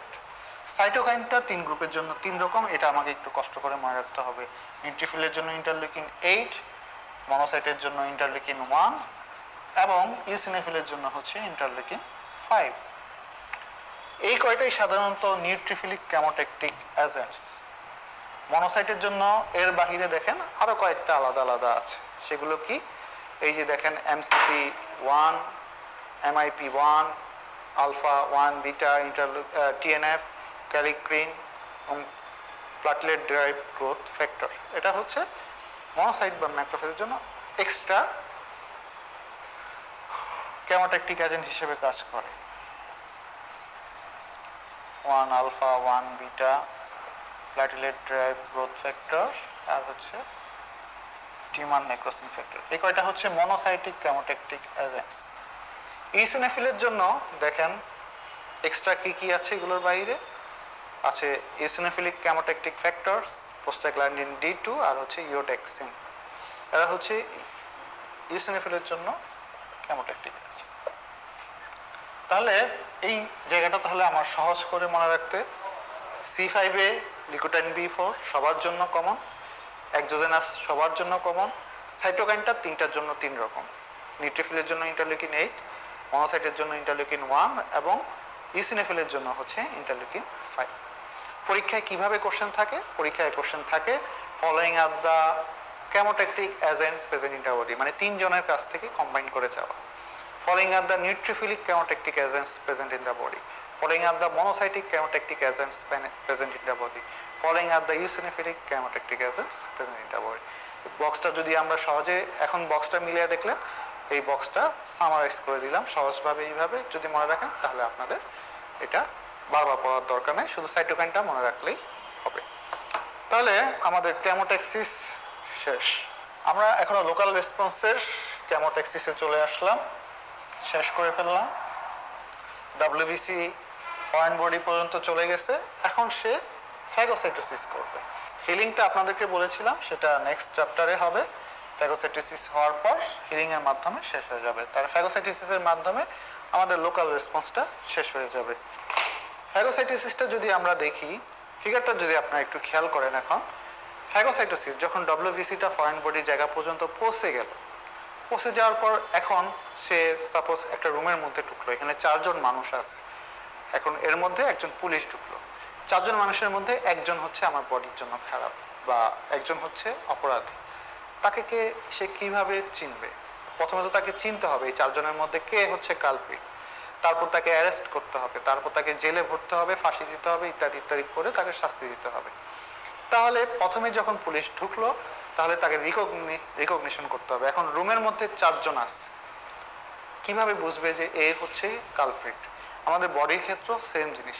এই রিকগনিশন প্রসেসটা হয় হচ্ছে আমার বডির মধ্যে বাকি যে 3 জন আছে তারা যদি চিনিয়ে দেয় তাহলে পুলিশের জন্য কাজটা সহজ হয়ে যায়। এই প্রসেসটাকে বলা হয় অপসোনাইজেশন বা চিনিয়ে দেয়া। তাহলে পুলিশের জন্য টাইম ওয়েস্ট কম হয়। আর অপশনাইজেশন যদি না হয় তাহলে পুলিশের এই 4 জনকেই জেরা করতে হবে, 4 জনের কাছ থেকে ইনফরমেশন আদায় করে ডিসিশন নিয়ে তারপর তাকে বুঝতে হবে যে এই 4 জনের মধ্যে কালপিটকে। অনেক সময় সাপেক্ষ ব্যাপার, এর মধ্যে আমার বডি অনেকাংশে ধ্বংস হয়ে যেতে পারে। তার মানে এই রিকগনিশন প্রসেসটা হয় হচ্ছে 2 ভাবে, একটা হচ্ছে অপশনাইজেশন আর একটা হচ্ছে উইদাউট অপশনাইজেশন। এই উইথ অপশনাইজেশনের জন্য আবার আমার বডি কিছু মেডিয়েটার্স কাজ করে, যারা এই স্পাইগিরির কাজ করে বা এই চিনিয়ে দেওয়ার কাজ করে। এই অপশনাইজেশন কারা কারা করে এগুলোর নাম আমাদেরকে জানতে হবে পরীক্ষার জন্য। তাহলে এই ফ্যাগোসাইটোসিসটা হয় 3টা প্রসেসের মাধ্যমে। প্রথমে রিকগনিশন এবং অ্যাটাচমেন্ট হবে, রিকগনাইজ করবে, তারপর হ্যান্ডকাপ পরাবে বা অ্যাটাচমেন্ট করবে, তারপর তাকে খেয়ে ফেলবে, এই জেলে পুরবে, আস্তে আস্তে আস্তে আস্তে এটাকে জেলে পুরবে, তারপর তাকে শাস্তি দিবে। সেটা ফাঁসি হোক, গুলি করে মারা হোক, যেভাবে হোক এভাবে শাস্তি দেওয়ার মাধ্যমে আমি মাইক্রোসটাকে ধ্বংস করে ফেলবে। এই টোটাল জিনিসটা আমাকে পরীক্ষায় জন্য ইম্পর্টেন্ট হচ্ছে রিকগনিশন এবং এই যে ডিস্ট্রাকশন আছে, এই 2টা জিনিস হচ্ছে আমার পরীক্ষার জন্য গুরুত্বপূর্ণ এবং এখান থেকে পরীক্ষায় কোশ্চেন থাকে। এখন দেখেন এই রিকগনিশন, অ্যাটাচমেন্ট, ফ্যাগোসাইটোসিস বা অপশনাইজেশন, অপশনিন মলিকুলস বডিতে কারা কারা আছে এই জায়গাগুলো আমাদেরকে জানতে হবে।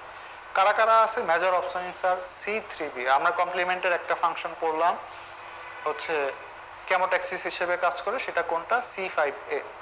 কমপ্লিমেন্টের আরেকটা ফ্র্যাকশন আছে সেটার নাম হচ্ছে C3b বা এবং IC3b।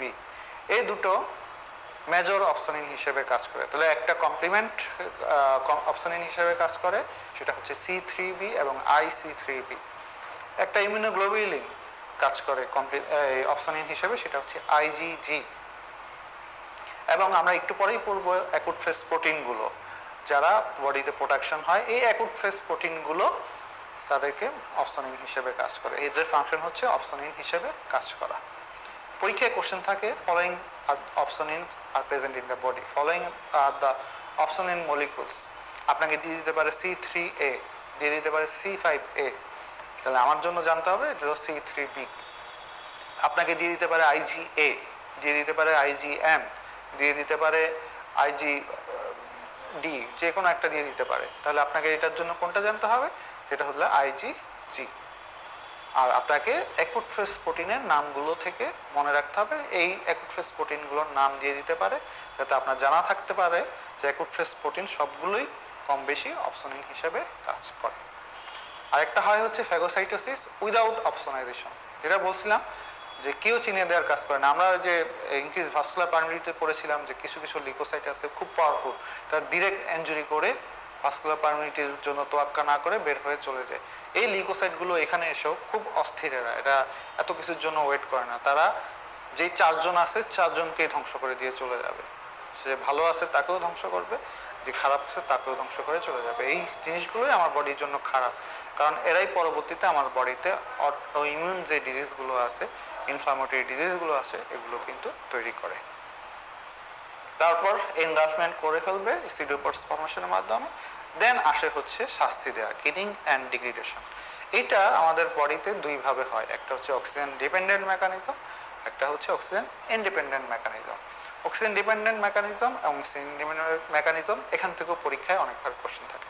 Following are the oxygen dependent mechanism present in the body, following are the oxygen independent mechanism present in the body. শুধু নামগুলো মনে থাকলেই হবে, এখান থেকে সাধারণত কোশ্চেন থাকে। অক্সিজেন ডিপেন্ডেন্ট মেকানিজম কি কি আছে? 3টা জিনিস। একটা বিশেষ সিস্টেম আছে, hydrogen peroxide, myeloperoxidase, halide system. যে কোনো একটা যদি আলাদা করে দেয় তাহলে কিন্তু হবে না, 3টা মিলে একটা ডিস্ট্রাকটিভ প্রসেস করে, hydrogen peroxide, myeloperoxidase, halide system. আপনি দেখবেন স্টেমে পাবেন myeloperoxidase alone, hydrogen peroxide alone, halide system alone. এভাবে থাকলে আপনাকে ফলস দিতে হবে। 3টা মিলে কিন্তু ডিস্ট্রাকশন করে, hydrogen peroxide, myeloperoxidase, halide system. আর কি কিছু রিয়েক্টিভ অক্সিজেন মেটাবোলাইটস তৈরি হয় অক্সিজেন ডিপেন্ডেন্ট মেকানিজমে। সেই রিয়েক্টিভ অক্সিজেন ইন্টারমিডিয়েটসগুলো superoxide, hydrogen peroxide, hydroxyl ion, এরা। তারপর হচ্ছে রিয়েক্টিভ নাইট্রোজেন স্পেসিস যারা তৈরি হয়, তারাও কিন্তু অক্সিজেন ডিপেন্ডেন্ট মেকানিজম করে। তাহলে আমাকে পরীক্ষার জন্য oxygen dependent mechanism involve, reactive oxygen species, reactive nitrogen species এবং হাইড্রোজেন পারঅক্সাইড, মাইলোপারঅক্সিডেস, হ্যালাইড সিস্টেমটা মনে রাখতে হবে। পরীক্ষায় থাকে following are the oxygen independent mechanism. Independent mechanism কারা কারা আছে? Lysosomal enzyme, lactoferrin, BPI, defensin, cathelicidin আর হচ্ছে ক্যাটায়নিক প্রোটিন। এই সবগুলোর নামই আপনাকে মনে রাখতে হবে, এখান থেকে বোঝার কিছু নাই, জাস্ট মুখস্থ রাখতে হবে। এই দুইভাবে কোশ্চেন আসলে যাতে আপনি অ্যান্সারটা করতে পারেন। অক্সিজেন ডিপেন্ডেন্ট কারা কারা আছে, ইন্ডিপেন্ডেন্ট কারা কারা আছে। ইন্ডিপেন্ডেন্ট কারা কারা আছে আবার যদি দেখেন, lysosomal enzyme, lactoferrin, BPI, defensin, cathelicidin আর হচ্ছে ক্যাটায়নিক প্রোটিন। তাহলে এই হচ্ছে আমাদের ফ্যাগোসাইটোসিসটাও শেষ হয়ে গেল। ফ্যাগোসাইটোসিস শেষ হওয়ার মাধ্যমে আমাদের লোকাল রেসপন্সটা শেষ হয়ে গেল, আমাদের ইনফ্লামেশনের লোকাল রেসপন্স শেষ হয়ে যায়। এরপরেই আসবো আমরা morphological patterns of acute inflammation. সিস্টেমিকে যাওয়ার আগে morphological patterns of acute inflammation যে আসবো। এই যে অ্যাকুট ইনফ্লামেশনগুলো হয়, তারা কি কি মরফোলজি নিয়ে আসতে পারে, যে অ্যাকুট ইনফ্লামেটরি যে এদের চেহারাগুলো কি কি চেহারা নিয়ে আসতে পারে। কিছু ইনফ্লামেশন চেহারা নিয়ে আসতে পারে যে আপনার বডিতে অ্যাবসেস ক্যাভিটি, বয়েল, কার্বাঙ্কল, ফারাঙ্কল ইত্যাদি প্রডিউসের মাধ্যমে আপনার কাছে প্রেজেন্ট করতে পারে। কিছু কিছু আসতে পারে আপনার কাছে ইফিউশন নিয়ে প্রেজেন্ট করতে পারে। কিছু কিছু আসতে পারে আপনার কাছে ইফিউশন সাথে আপনার যে সেরাস ক্যাভিটি আছে সেগুলোর ইনফ্লামেশন নিয়ে আসতে পারে। কিছু কিছু আছে আপনার কাছে হ্যামোরেজিক ম্যানিফেস্টেশন নিয়ে আসতে পারে। কিছু কিছু আছে সিডোমেমব্রেন ফর্মেশন নিয়ে আসতে পারে। এই যে জিনিসগুলো আছে কোন কোন সময় নিয়ে আসে সেগুলোর নাম আমাকে একটু জানতে হবে। কিছু কিছু ইনফ্লামেশন আছে বিশেষ করে আপনার গ্রাম পজিটিভ অর্গানিজম, কক্কাই, বিশেষ করে স্টেপ্টোকক্কাই, এগুলো দিয়ে যদি ইনফ্লামেশন হয়, এদের শরীর থেকে এক ধরনের স্প্রেডিং অ্যানজাইম রিলিজ হয়, যারা শুরুতেই আমার বডিতে পাস ফর্মেশন করে, বয়েল, কার্বাঙ্কল, অ্যাবসেস, ফারাঙ্কল, সেলুলাইটিস ইত্যাদি ফর্ম করে। এই যে ইনফ্লামেশনগুলো হয় এদেরকে আমরা সাধারণত বলি সাপোরেটিভ ইনফ্লামেশন। এই সাপোর্টিভ ইনফ্লামেশন থেকে পরীক্ষায় যেটা থাকে, আপনার ফিগারে খেয়াল করে থাকবেন যে পাস ফর্মেশন যে হয়, এই পাসের কনস্টিটিউয়েন্টস কি আছে, এই পাসটাকে আমি যদি অ্যানালাইসিস করি এর মধ্যে আমরা কি পাই। দেখেন এই জায়গাটা পরীক্ষার জন্য গুরুত্বপূর্ণ, আপনাকে জানতে হবে। আমরা প্রফিউজ হেলদি লিউকোসাইট পাই, mostly neutrophil and pus cell, আবার ডেড এবং ডাইং লিউকোসাইটসও পেতে পারি। এখানে যে ফাঁকটা আছে এই ফাঁকটা আপনাকে মনে রাখতে হবে, লিউকোসাইট বোথ ডেড এবং লাইভ দুইটাই আমি পেতে পারি, এবং অর্গানিজম বোথ ডেড এবং লাইভ দুটোই কিন্তু আমি পেতে পারি। দুটো আসলে আপনাকে দুটোই ট্রু দিতে হবে। ডেড অর্গানিজমও ট্রু দিতে হবে, লাইভ অর্গানিজমও ট্রু দিতে হবে। ডেড নিউট্রোফিলও ট্রু দিতে হবে, লাইভ নিউট্রোফিলও আপনাকে ট্রু দিতে হবে। আর বাকিগুলো আমরা জানি, প্রোটিন রিচ ফ্লুইডস, এক্সুডেটস, ফিব্রিন পেতে পারি, নেক্রোটিক সেলস পেতে পারি, টিস্যু ডেব্রিস পেতে পারি, হাইড্রোলাইজ ইত্যাদি আমরা পেতে পারি। আর থাকে যে অ্যাবসেস ক্যাভিটি ফর্মেশন হয়, এই ক্যাভিটিটার পাশে একটা মেমব্রেন থাকে, এটাকে আমরা বলি পায়োজেনিক মেমব্রেন। এই পায়োজেনিক মেমব্রেনের কম্পোজিশন কি, এটাও কিন্তু পরীক্ষায় থাকে এবং স্মিডিতে এই জায়গাটুকু আছে। এই পায়োজেনিক মেমব্রেনের কনস্টিটিউয়েন্ট হচ্ছে তিনটা জিনিস। একটা ভিতরের দিকে একটা জোন অফ নিউট্রোফিল লেয়ার থাকে, তারপরে তার পাশে নিউলিফর্ম ক্যাপিলারিস থাকে, একটা যে ফাইব্রোব্লাস্ট থাকে, ফাইব্রোব্লাস্টিক রিম থাকে, তাদেরকে নিউট্রিশন দেওয়ার জন্য কিছু নিউলিফর্ম ক্যাপিলারিস থাকে। ভিতরে নিউট্রোফিলিক লেয়ার, তারপরে একটা ফাইব্রোব্লাস্টিক রিম, তাদেরকে নিউট্রিশন দেওয়ার জন্য একটা নিউলিফর্ম ক্যাপিলারিস থাকে। এই হচ্ছে আমাদের পায়োজেনিক মেমব্রেনের কম্পোজিশন। আপনাকে পরীক্ষার জন্য আরেকটা যেটা মনে রাখতে হবে সেটা হচ্ছে সিডো মেমব্রেনাস ইনফ্লামেশন। পরের পেজে 12 নম্বর পেজে গেলে দেখবেন সিডো মেমব্রেনাস ইনফ্লামেশন কোন কোন কন্ডিশনে সিডো মেমব্রেন ফর্মেশন হয়। 4টা কন্ডিশন দেওয়া আছে, এই 4টা কন্ডিশন আপনাকে মনে রাখতে হবে। কি কি? Diphtheria, সিডো membranous colitis, bacillary dysentery এবং ক্যান্ডিডা টিশন। পরীক্ষায় ছিল অ্যামিবিক ডিসেন্ট্রি, না অ্যামিবিক ডিসেন্ট্রি আসলে আপনাকে ফলস দিতে হবে। ব্যাসিলারি ডিসেন্ট্রি সিডো মেমব্রেন ফর্মেশন হয়, ডিপথেরিয়াতে হয়, সিডো মেমব্রেনাস কোলাইটিসে হয় এবং ক্যান্ডিডা ইনফেকশনে হয়। হেমোরেজিক ইনফ্লামেশন কোন কোন কন্ডিশনে হয়, এই 4টা উদাহরণ আপনাকে মনে রাখতে হবে। পরীক্ষা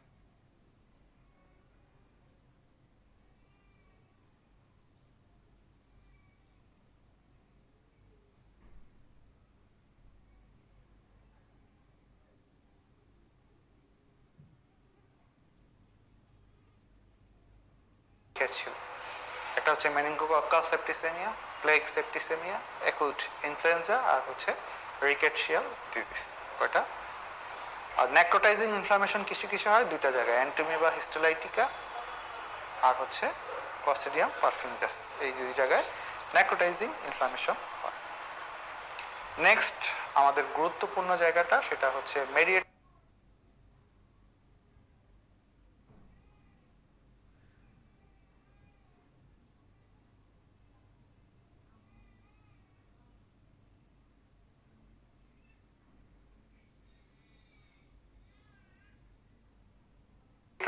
অফ ইনফ্লামেশন, খুবই গুরুত্বপূর্ণ জায়গা মেডিয়েটরস অফ ইনফ্লামেশন। দেখেন আমরা যে আমাদের একদম ক্লাসের যে একদম শুরুতে আমরা যে একটা ফিগার দিয়ে শুরু করেছিলাম, এই ফিগারটা হচ্ছে পুরোপুরি ইনফ্লামেশন। এই ফিগারটাতে আমরা দেখেছিলাম আমাদের ইনফ্লামেটরি প্রসেসটা শুরুই হয় কিছু মেডিয়েটরস রিলিজের মাধ্যমে। এই মেডিয়েটরসটা রিলিজ হওয়ার কারণেই আমার বডি সিগন্যাল পেলো যে আমার বডিতে একটা ইনফ্লামেটরি প্রসেস চলতেছে। তারপর WBC এখানে আসলো, রিক্রুটমেন্ট হলো কিছু মেডিয়েটরসের সাহায্যের মাধ্যমে, সে বের হলো কিছু মেডিয়েটরসের মাধ্যমে, সে ডিজায়ার্ড জায়গাটুকুতে গেল কিছু জায়গার মাধ্যমে, ক্যামোটেক্সিসের মাধ্যমে, সে রিকগনাইজ করলো কিছু মেডিয়েটরসের মাধ্যমে, সে এনগালফ করলো, দেন ডিস্ট্রাকশন করলো কিছু মেডিয়েটরসের মাধ্যমে। তার মানে দেখা যাচ্ছে পুরো ইনফ্লামেশন প্রসেসটা মেডিয়েটরসের উপর নির্ভরশীল। এই বডির সাহায্যকারী যে মেডিয়েটরসগুলো আছে, কেমিক্যাল যে জিনিসগুলো আছে, এদের উপর নির্ভরশীল। এরা না থাকলে কিন্তু আমার বডিতে ইনফ্লামেটরি প্রসেস হবে না এবং এদের ডেফিসিয়েন্সির জন্য আমার ইনফ্লামেটরি প্রসেসটা কিন্তু ডাউন রেগুলেটেড হয়ে যাবে। এই কারণে ইনফ্লামেশনে মেডিয়েটরস ছাড়া ইনফ্লামেশন হবে না। এই কারণে মেডিয়েটরস সম্বন্ধে আমাদেরকে ইন ডিটেলস একটা ধারণা আপনাকে থাকতে হবে। মেডিয়েটরস সম্বন্ধে যদি আপনার ইন ডিটেলস ধারণা থাকে তাহলে আপনি যে কোনো জিনিসটা বুঝতে সহজ হবে এবং পরীক্ষায় অবশ্যই মেডিয়েটরস থেকে আপনার কোশ্চেন থাকবেই। অলরেডি আমরা মেডিয়েটরসের 30 to 40% ফাংশনস পড়ে ফেলছি।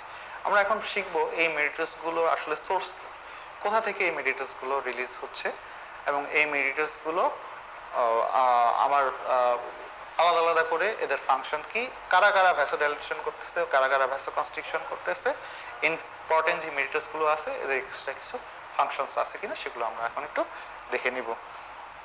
তাহলে আসি আমাদের মেডিয়েটরস। যদি সোর্স দেখি, খুব গুরুত্বপূর্ণ একটা ফিগার, এই সোর্সগুলো আপনাকে জানতে হবে। মেডিয়েটরসের সোর্স হচ্ছে আমাদের বডিতে যে মেডিয়েটরসগুলো রিলিজ হয়, এটা 2টা সোর্স থেকে রিলিজ হয়। একটা হচ্ছে সেল থেকে রিলিজ হয় আর হচ্ছে প্লাজমা থেকে রিলিজ হয়। সেল থেকে যারা রিলিজ হয় তাদেরকে আমরা আবার দুইটা ভাগে ভাগ করি, একটা হচ্ছে প্রিফর্মড মেডিয়েটার্স আর একটা হচ্ছে নিউলি সিনথেসাইজ কেমিক্যাল মেডিয়েটার্স, আগে থেকে তৈরি হওয়া আছে, আর একটা হচ্ছে অন ডিমান্ড তৈরি হচ্ছে। আর কিছু কিছু মেডিয়েটার্স রিলিজ হচ্ছে প্লাজমা থেকে। তাহলে পরীক্ষায় কোশ্চেন থাকে following mediators release from sell, দুঃখিত, following mediators released from cell, following mediators released from plasma, following are the preformed chemical mediators, following are the newly synthesized chemical mediators, এই চারটা ভাবে।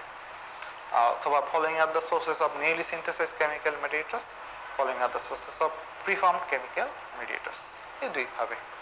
তাহলে দেখি সেলুলার থেকে যারা রিলিজ হয় তাদেরকে আমরা দুইটা ভাগে ভাগ করি, একটা হচ্ছে নিউলি সিনথেসাইজড কেমিক্যাল মেডিয়েটার্স আর একটা হচ্ছে প্রিফর্ম কেমিক্যাল মেডিয়েটার্স। প্রিফর্ম কারা কারা আসে? Histamine, serotonin, lysosomal enzyme. তিনটা গ্রুপ আছে হচ্ছে preformed chemical mediators, histamine, serotonin, lysosomal enzyme, গুরুত্বপূর্ণ মেডিয়েটার্স। এদের সোর্স কি? এদের সোর্স হচ্ছে mast cell, basophil, platelets, neutrophil এবং ম্যাক্রোফেজ। তাহলে পরীক্ষায় যদি কোশ্চেন থাকে following are the preform chemical mediators তিনটা, following are the sources of preformed chemical mediators, source হচ্ছে mast cell, basophil, neutrophil, platelet এবং macrophage. Newly synthesized chemical mediators কারা কারা আছে? আমাদের অ্যারাকিডোনিক অ্যাসিড মেটাবলাইটস গুলো, প্রোস্টাগ্ল্যান্ডিন, লিউকোট্রাইন, এরা।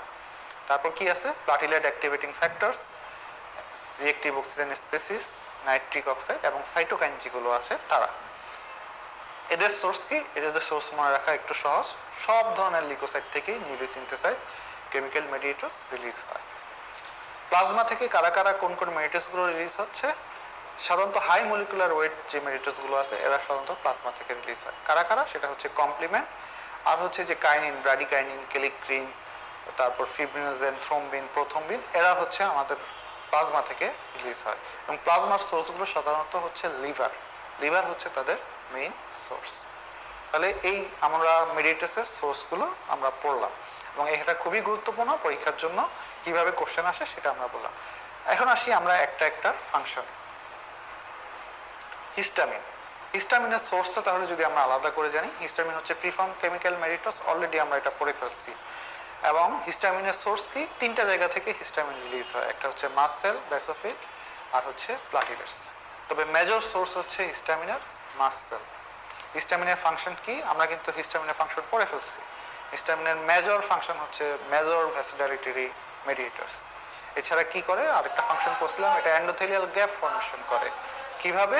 এন্ডোথেলিয়াল সেল কন্ট্রাকশনের মাধ্যমে। তার মানে সে এন্ডোথেলিয়াল সেলকে অ্যাক্টিভেশনও করে এবং ভাস্কুলার পারমিয়াবিলিটি ইনক্রিজ করে। এটাই হচ্ছে আমাদের হিস্টামিনের ফাংশন। আরেকটা কি? আরেকটা প্রিফর্ম কেমিক্যাল মেডিয়েটার্স কি? সেরোটোনিন। সেরোটোনিন হচ্ছে রিলিজ কোথা থেকে হচ্ছে? সেটা হচ্ছে প্লাটিলেটস থেকে। দেখেন আগের রবিন্স এবং খালেক স্যারের বইয়ে এখনো সেরোটোনিনের ফাংশন ভ্যাসোডাইলেশন দেয়া আছে এবং ইনক্রিজ ভাস্কুলার পারমিয়াবিলিটি দেয়া আছে। এই জায়গাটুকু একটু চেঞ্জ হবে, কারণ নতুন রবিন্স অনুযায়ী যদি আপনাদেরকে আমি সোর্সটা দেখাই, সেরোটোনিন, যদি এটা আপনারা একটু দেখেন, serotonin is a preformed vasoactive mediator present in platelets and certain neuroendocrine cells. প্লাটিলেটও থাকে, আবার কিছু নিউরোএন্ডোক্রাইন সেলসের মধ্যেও থাকে, such as in the GI tract and mast cell in rodents but not in humans. But রোডেন্টের ক্ষেত্রে মাস্ট সেলও থাকে, কিন্তু আমাদের জন্য দুইটা জায়গায়, প্লাটিলেটস এবং কিছু নিউরোএন্ডোক্রাইন সেল। নিউরোএন্ডোক্রাইন সেলটা কোথাকার? গাটের নিউরোএন্ডোক্রাইন সেল থেকে। এটার প্রাইমারি ফাংশন হচ্ছে এই গাটের নিউরোট্রান্সমিটার হিসেবে কাজ করে এবং ইনফ্লামেশনে এটার রোল বলতেছে খুব কম, এবং যখন সেই ইনফ্লামেশনের রোলটা এটা হচ্ছে ভ্যাসোকনস্ট্রিক্টর হিসেবে কাজ। দেখেন, it is also a vasoconstrictor, but importance of this action inflammation is unclear. এটা জাস্ট একটু আপডেটেড জিনিস, এটা আমাদেরকে একটু মাথায় রাখতে হবে। তাহলে আমরা সেরোটোনিনের ফাংশন পেলাম ভ্যাসোকনস্ট্রিকশন, সাথে হচ্ছে ইনক্রিজ ভাস্কুলার পারমিয়াবিলিটি। চলে আসি আমরা আমাদের গুরুত্বপূর্ণ জায়গা, সেটা হচ্ছে অ্যারাকিডোনিক অ্যাসিড মেটাবোলাইটসের ফাংশন। এই ফিগারটা যদি আপনি মনে রাখেন, অ্যারাকিডোনিক অ্যাসিড মেটাবোলাইটস অলমোস্ট আপনার পড়া হয়ে যাবে এবং এখান থেকে অনেকবার কোশ্চেন আসছে, এটা আপনাকে নখদর্পণে রাখতে হবে। Arachidonic acid metabolites, arachidonic acid মেটাবোলাইটসটা কি কোথা থেকে রিলিজ হয়? সেল থেকে রিলিজ হয়। কি ধরনের এটা mediators? Newly synthesize, on demand release হচ্ছে। কোথা থেকে? মেমব্রেন ফসফোলিপিড থেকে ফসফোলাইপেজের মাধ্যমে অ্যারাকিডোনিক অ্যাসিড তৈরি হচ্ছে, এটা দুইটা ভাগে ভাগ হয়ে যায়। এখান থেকে যে মেটাবোলাইটস গুলো তৈরি হয় এগুলোর নামই হচ্ছে অ্যারাকিডোনিক অ্যাসিড মেটাবোলাইটস। দুই ভাগে ভাগ হয়ে যায়, একটা হচ্ছে সাইক্লোঅক্সিজেনাস পাথওয়ে, একটা হচ্ছে 5 লাইপোক্সিজেনাস পাথওয়ে। সাইক্লোঅক্সিজেনাস পাথওয়ের প্যারেন্ট কম্পোনেন্ট হচ্ছে প্রোস্টাগ্ল্যান্ডিন G2, সেখান থেকে H2 তৈরি হয়। মনে রাখবেন প্রোস্টাগ্ল্যান্ডিন বডিতে মোর দেন 20 আছে, কিন্তু আমার ইনফ্লামেশনের জন্য প্র্যাকটিক্যালি যেগুলো দরকার এই তিনটা হচ্ছে আমার প্র্যাকটিক্যালি পরীক্ষার জন্য এবং প্র্যাকটিক্যালি আমার দরকার বেশি। কি কি? প্রোস্টাসাইক্লিন, এটাকে বলা হয় ভালো মেডিয়েটরস। এর কাজ কি? অ্যান্টি ইনফ্ল্যামেটরি এফেক্টটাই এর বেশি, ভ্যাসোডাইলেশন হিসেবে কাজ করে, সাথে প্লাটিলেট অ্যাগ্রিগেশনকে সে ইনহিবিট করে। আরেকটা কি? থ্রম্বাক্সিন A2। থ্রম্বাক্সিন A2 হচ্ছে প্রোস্টাসাইক্লিনের জাস্ট উল্টো। প্রোস্টাসাইক্লিন আপনার প্রোস্টাগ্ল্যান্ডিন I2 মানে যেটা প্রোস্টাসাইক্লিন যেটা ভ্যাসোডাইলেশন করে, থ্রম্বাক্সিন A2 ভ্যাসোকনস্ট্রিকশন করে। প্রোস্টাসাইক্লিন প্লাটিলেট অ্যাগ্রিগেশনকে ইনহিবিট করে, থ্রম্বাক্সিন A2 প্লাটিলেট অ্যাগ্রিগেশনকে প্রমোট করে। আরেকটা আছে প্রোস্টাগ্ল্যান্ডিন D2 এবং E2, এই দুইটার ফাংশন কি? এরাও ভ্যাসোডাইলেশন হিসেবে কাজ করে এবং ভাস্কুলার পারমিটিকে ইনক্রিজ করে। এখানে একটু খেয়াল করলে দেখবেন আমরা কিন্তু ক্যামোটেক্সিসের সময় পড়ছিলাম ইউসিনোফিলিক ক্যামোটেকটিক এজেন্ট হিসেবে প্রোস্টাগ্ল্যান্ডিন D2টাও কিন্তু কাজ করে। তার মানে এখানে ছোট্ট করে একটু লিখে রাখেন ক্যামোটেক্সিস এই তিনটা ফাংশনই করে। লাইপোক্সিজেনাস, লাইপোক্সিজেনাস পাথওয়েটা আবার দুইটা ভাগে ভাগ হয়ে যায়, একটা হলো 5-HPET আর একটা হচ্ছে 12 লাইপোক্সিজেনাস।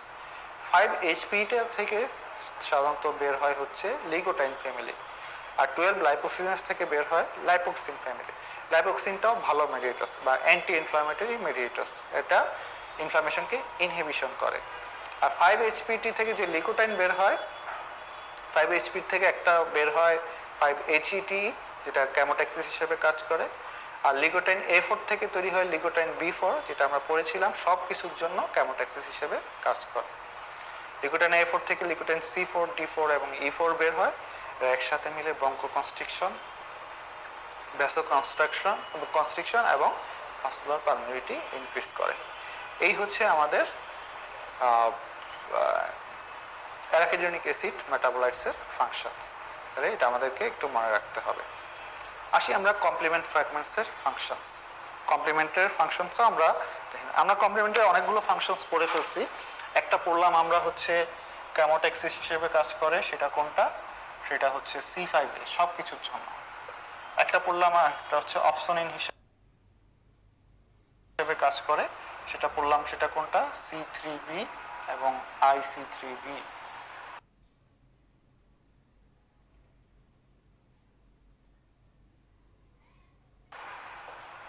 C3A, C4A এবং C5A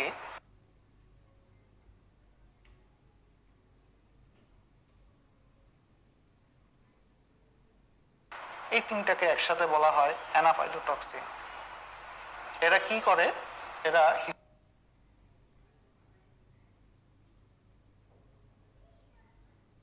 হিস্টামিন রিলিজকে ইনক্রিজ করে।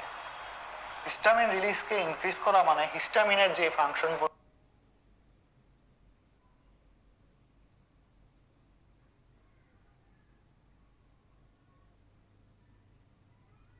আছে তাদেরকে প্রমোট করা।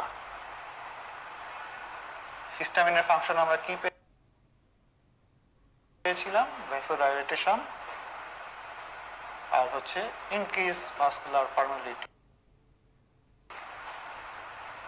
তার মানে এই দুইটাও হচ্ছে কমপ্লিমেন্টের function.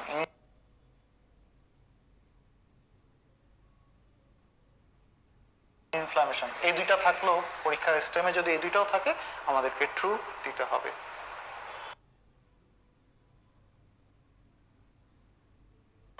and last but not least C5 থেকে C9 কে একসাথে বলা হয় মেমব্রেন অ্যাটাকিং কমপ্লেক্স বা MAC। এটা কি করে? সেল লাইসিস করে। এই হচ্ছে কমপ্লিমেন্ট ফ্র্যাগমেন্টের functions in inflammation.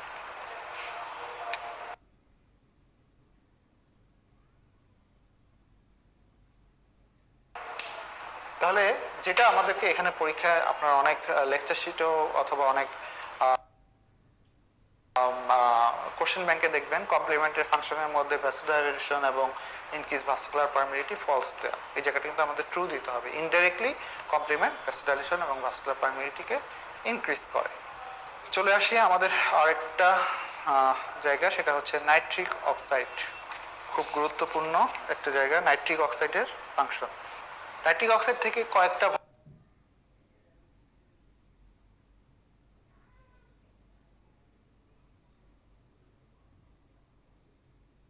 ভাবে পরীক্ষায় কোশ্চেন আসে।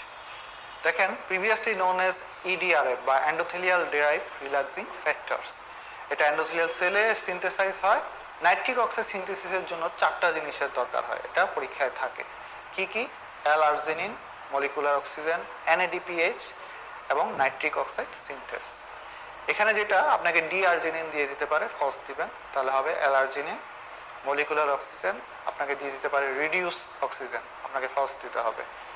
দিয়ে দিতে পারে NADP, শুধুমাত্র ফলস দিতে হবে, হচ্ছে NADPH দিয়ে দিতে পারে না, এরকম ছিল।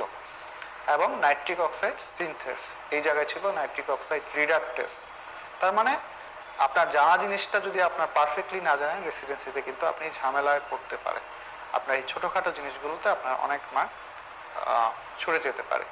তাহলে আমরা পেলাম কি, নাইট্রিক অক্সাইড তৈরির জন্য 4টা জিনিসের দরকার: অ্যাল-আর্জিনিন, মলিকুলার অক্সিজেন, NADPH এবং নাইট্রিক অক্সাইড সিনথেস। 3 ধরনের নাইট্রিক অক্সাইড পাওয়া যায়, সেটা কি কি? ইনস, অ্যানস এবং আইনস। এন্ডোথেলিয়ামের গায়ে যে এন্ডোথেলিয়াম থেকে যে নাইট্রিক অক্সাইডটা তৈরি হয় সেটা হচ্ছে ইনস।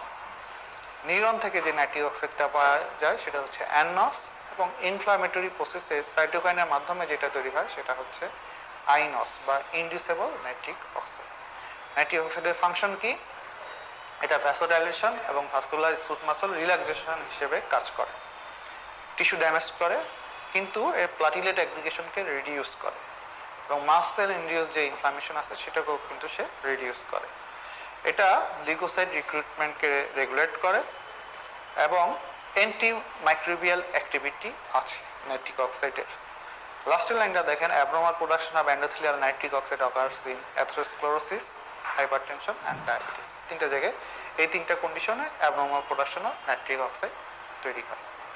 চলে আসি আমাদের আরেকটা জিনিস, সেটা হলো প্লাটিলেট অ্যাক্টিভেটিং ফ্যাক্টরস। 18 নম্বর পেজে দেখবেন, খুব গুরুত্বপূর্ণ জায়গায়, অনেকবার পরীক্ষায় কোশ্চেন ছিল। পরীক্ষা জাস্ট দেখে দিবেন, প্লাটিলেট অ্যাক্টিভেটিং ফ্যাক্টরসের একটা ইন্টারেস্টিং জিনিস হচ্ছে এটাও ভ্যাসোকনস্ট্রিকশন, ভ্যাসোডাইলেশন দুইটাই করে, বাট এটা ডোজ ডিপেন্ডেন্ট। হাই কনসেন্ট্রেশনে এটা ভ্যাসোকনস্ট্রিক্টর হিসেবে কাজ করে, আর লো কনসেন্ট্রেশনে এটা ভ্যাসোডাইলেশন এবং ভাস্কুলার পারমিলিটি ইনক্রিজ করে।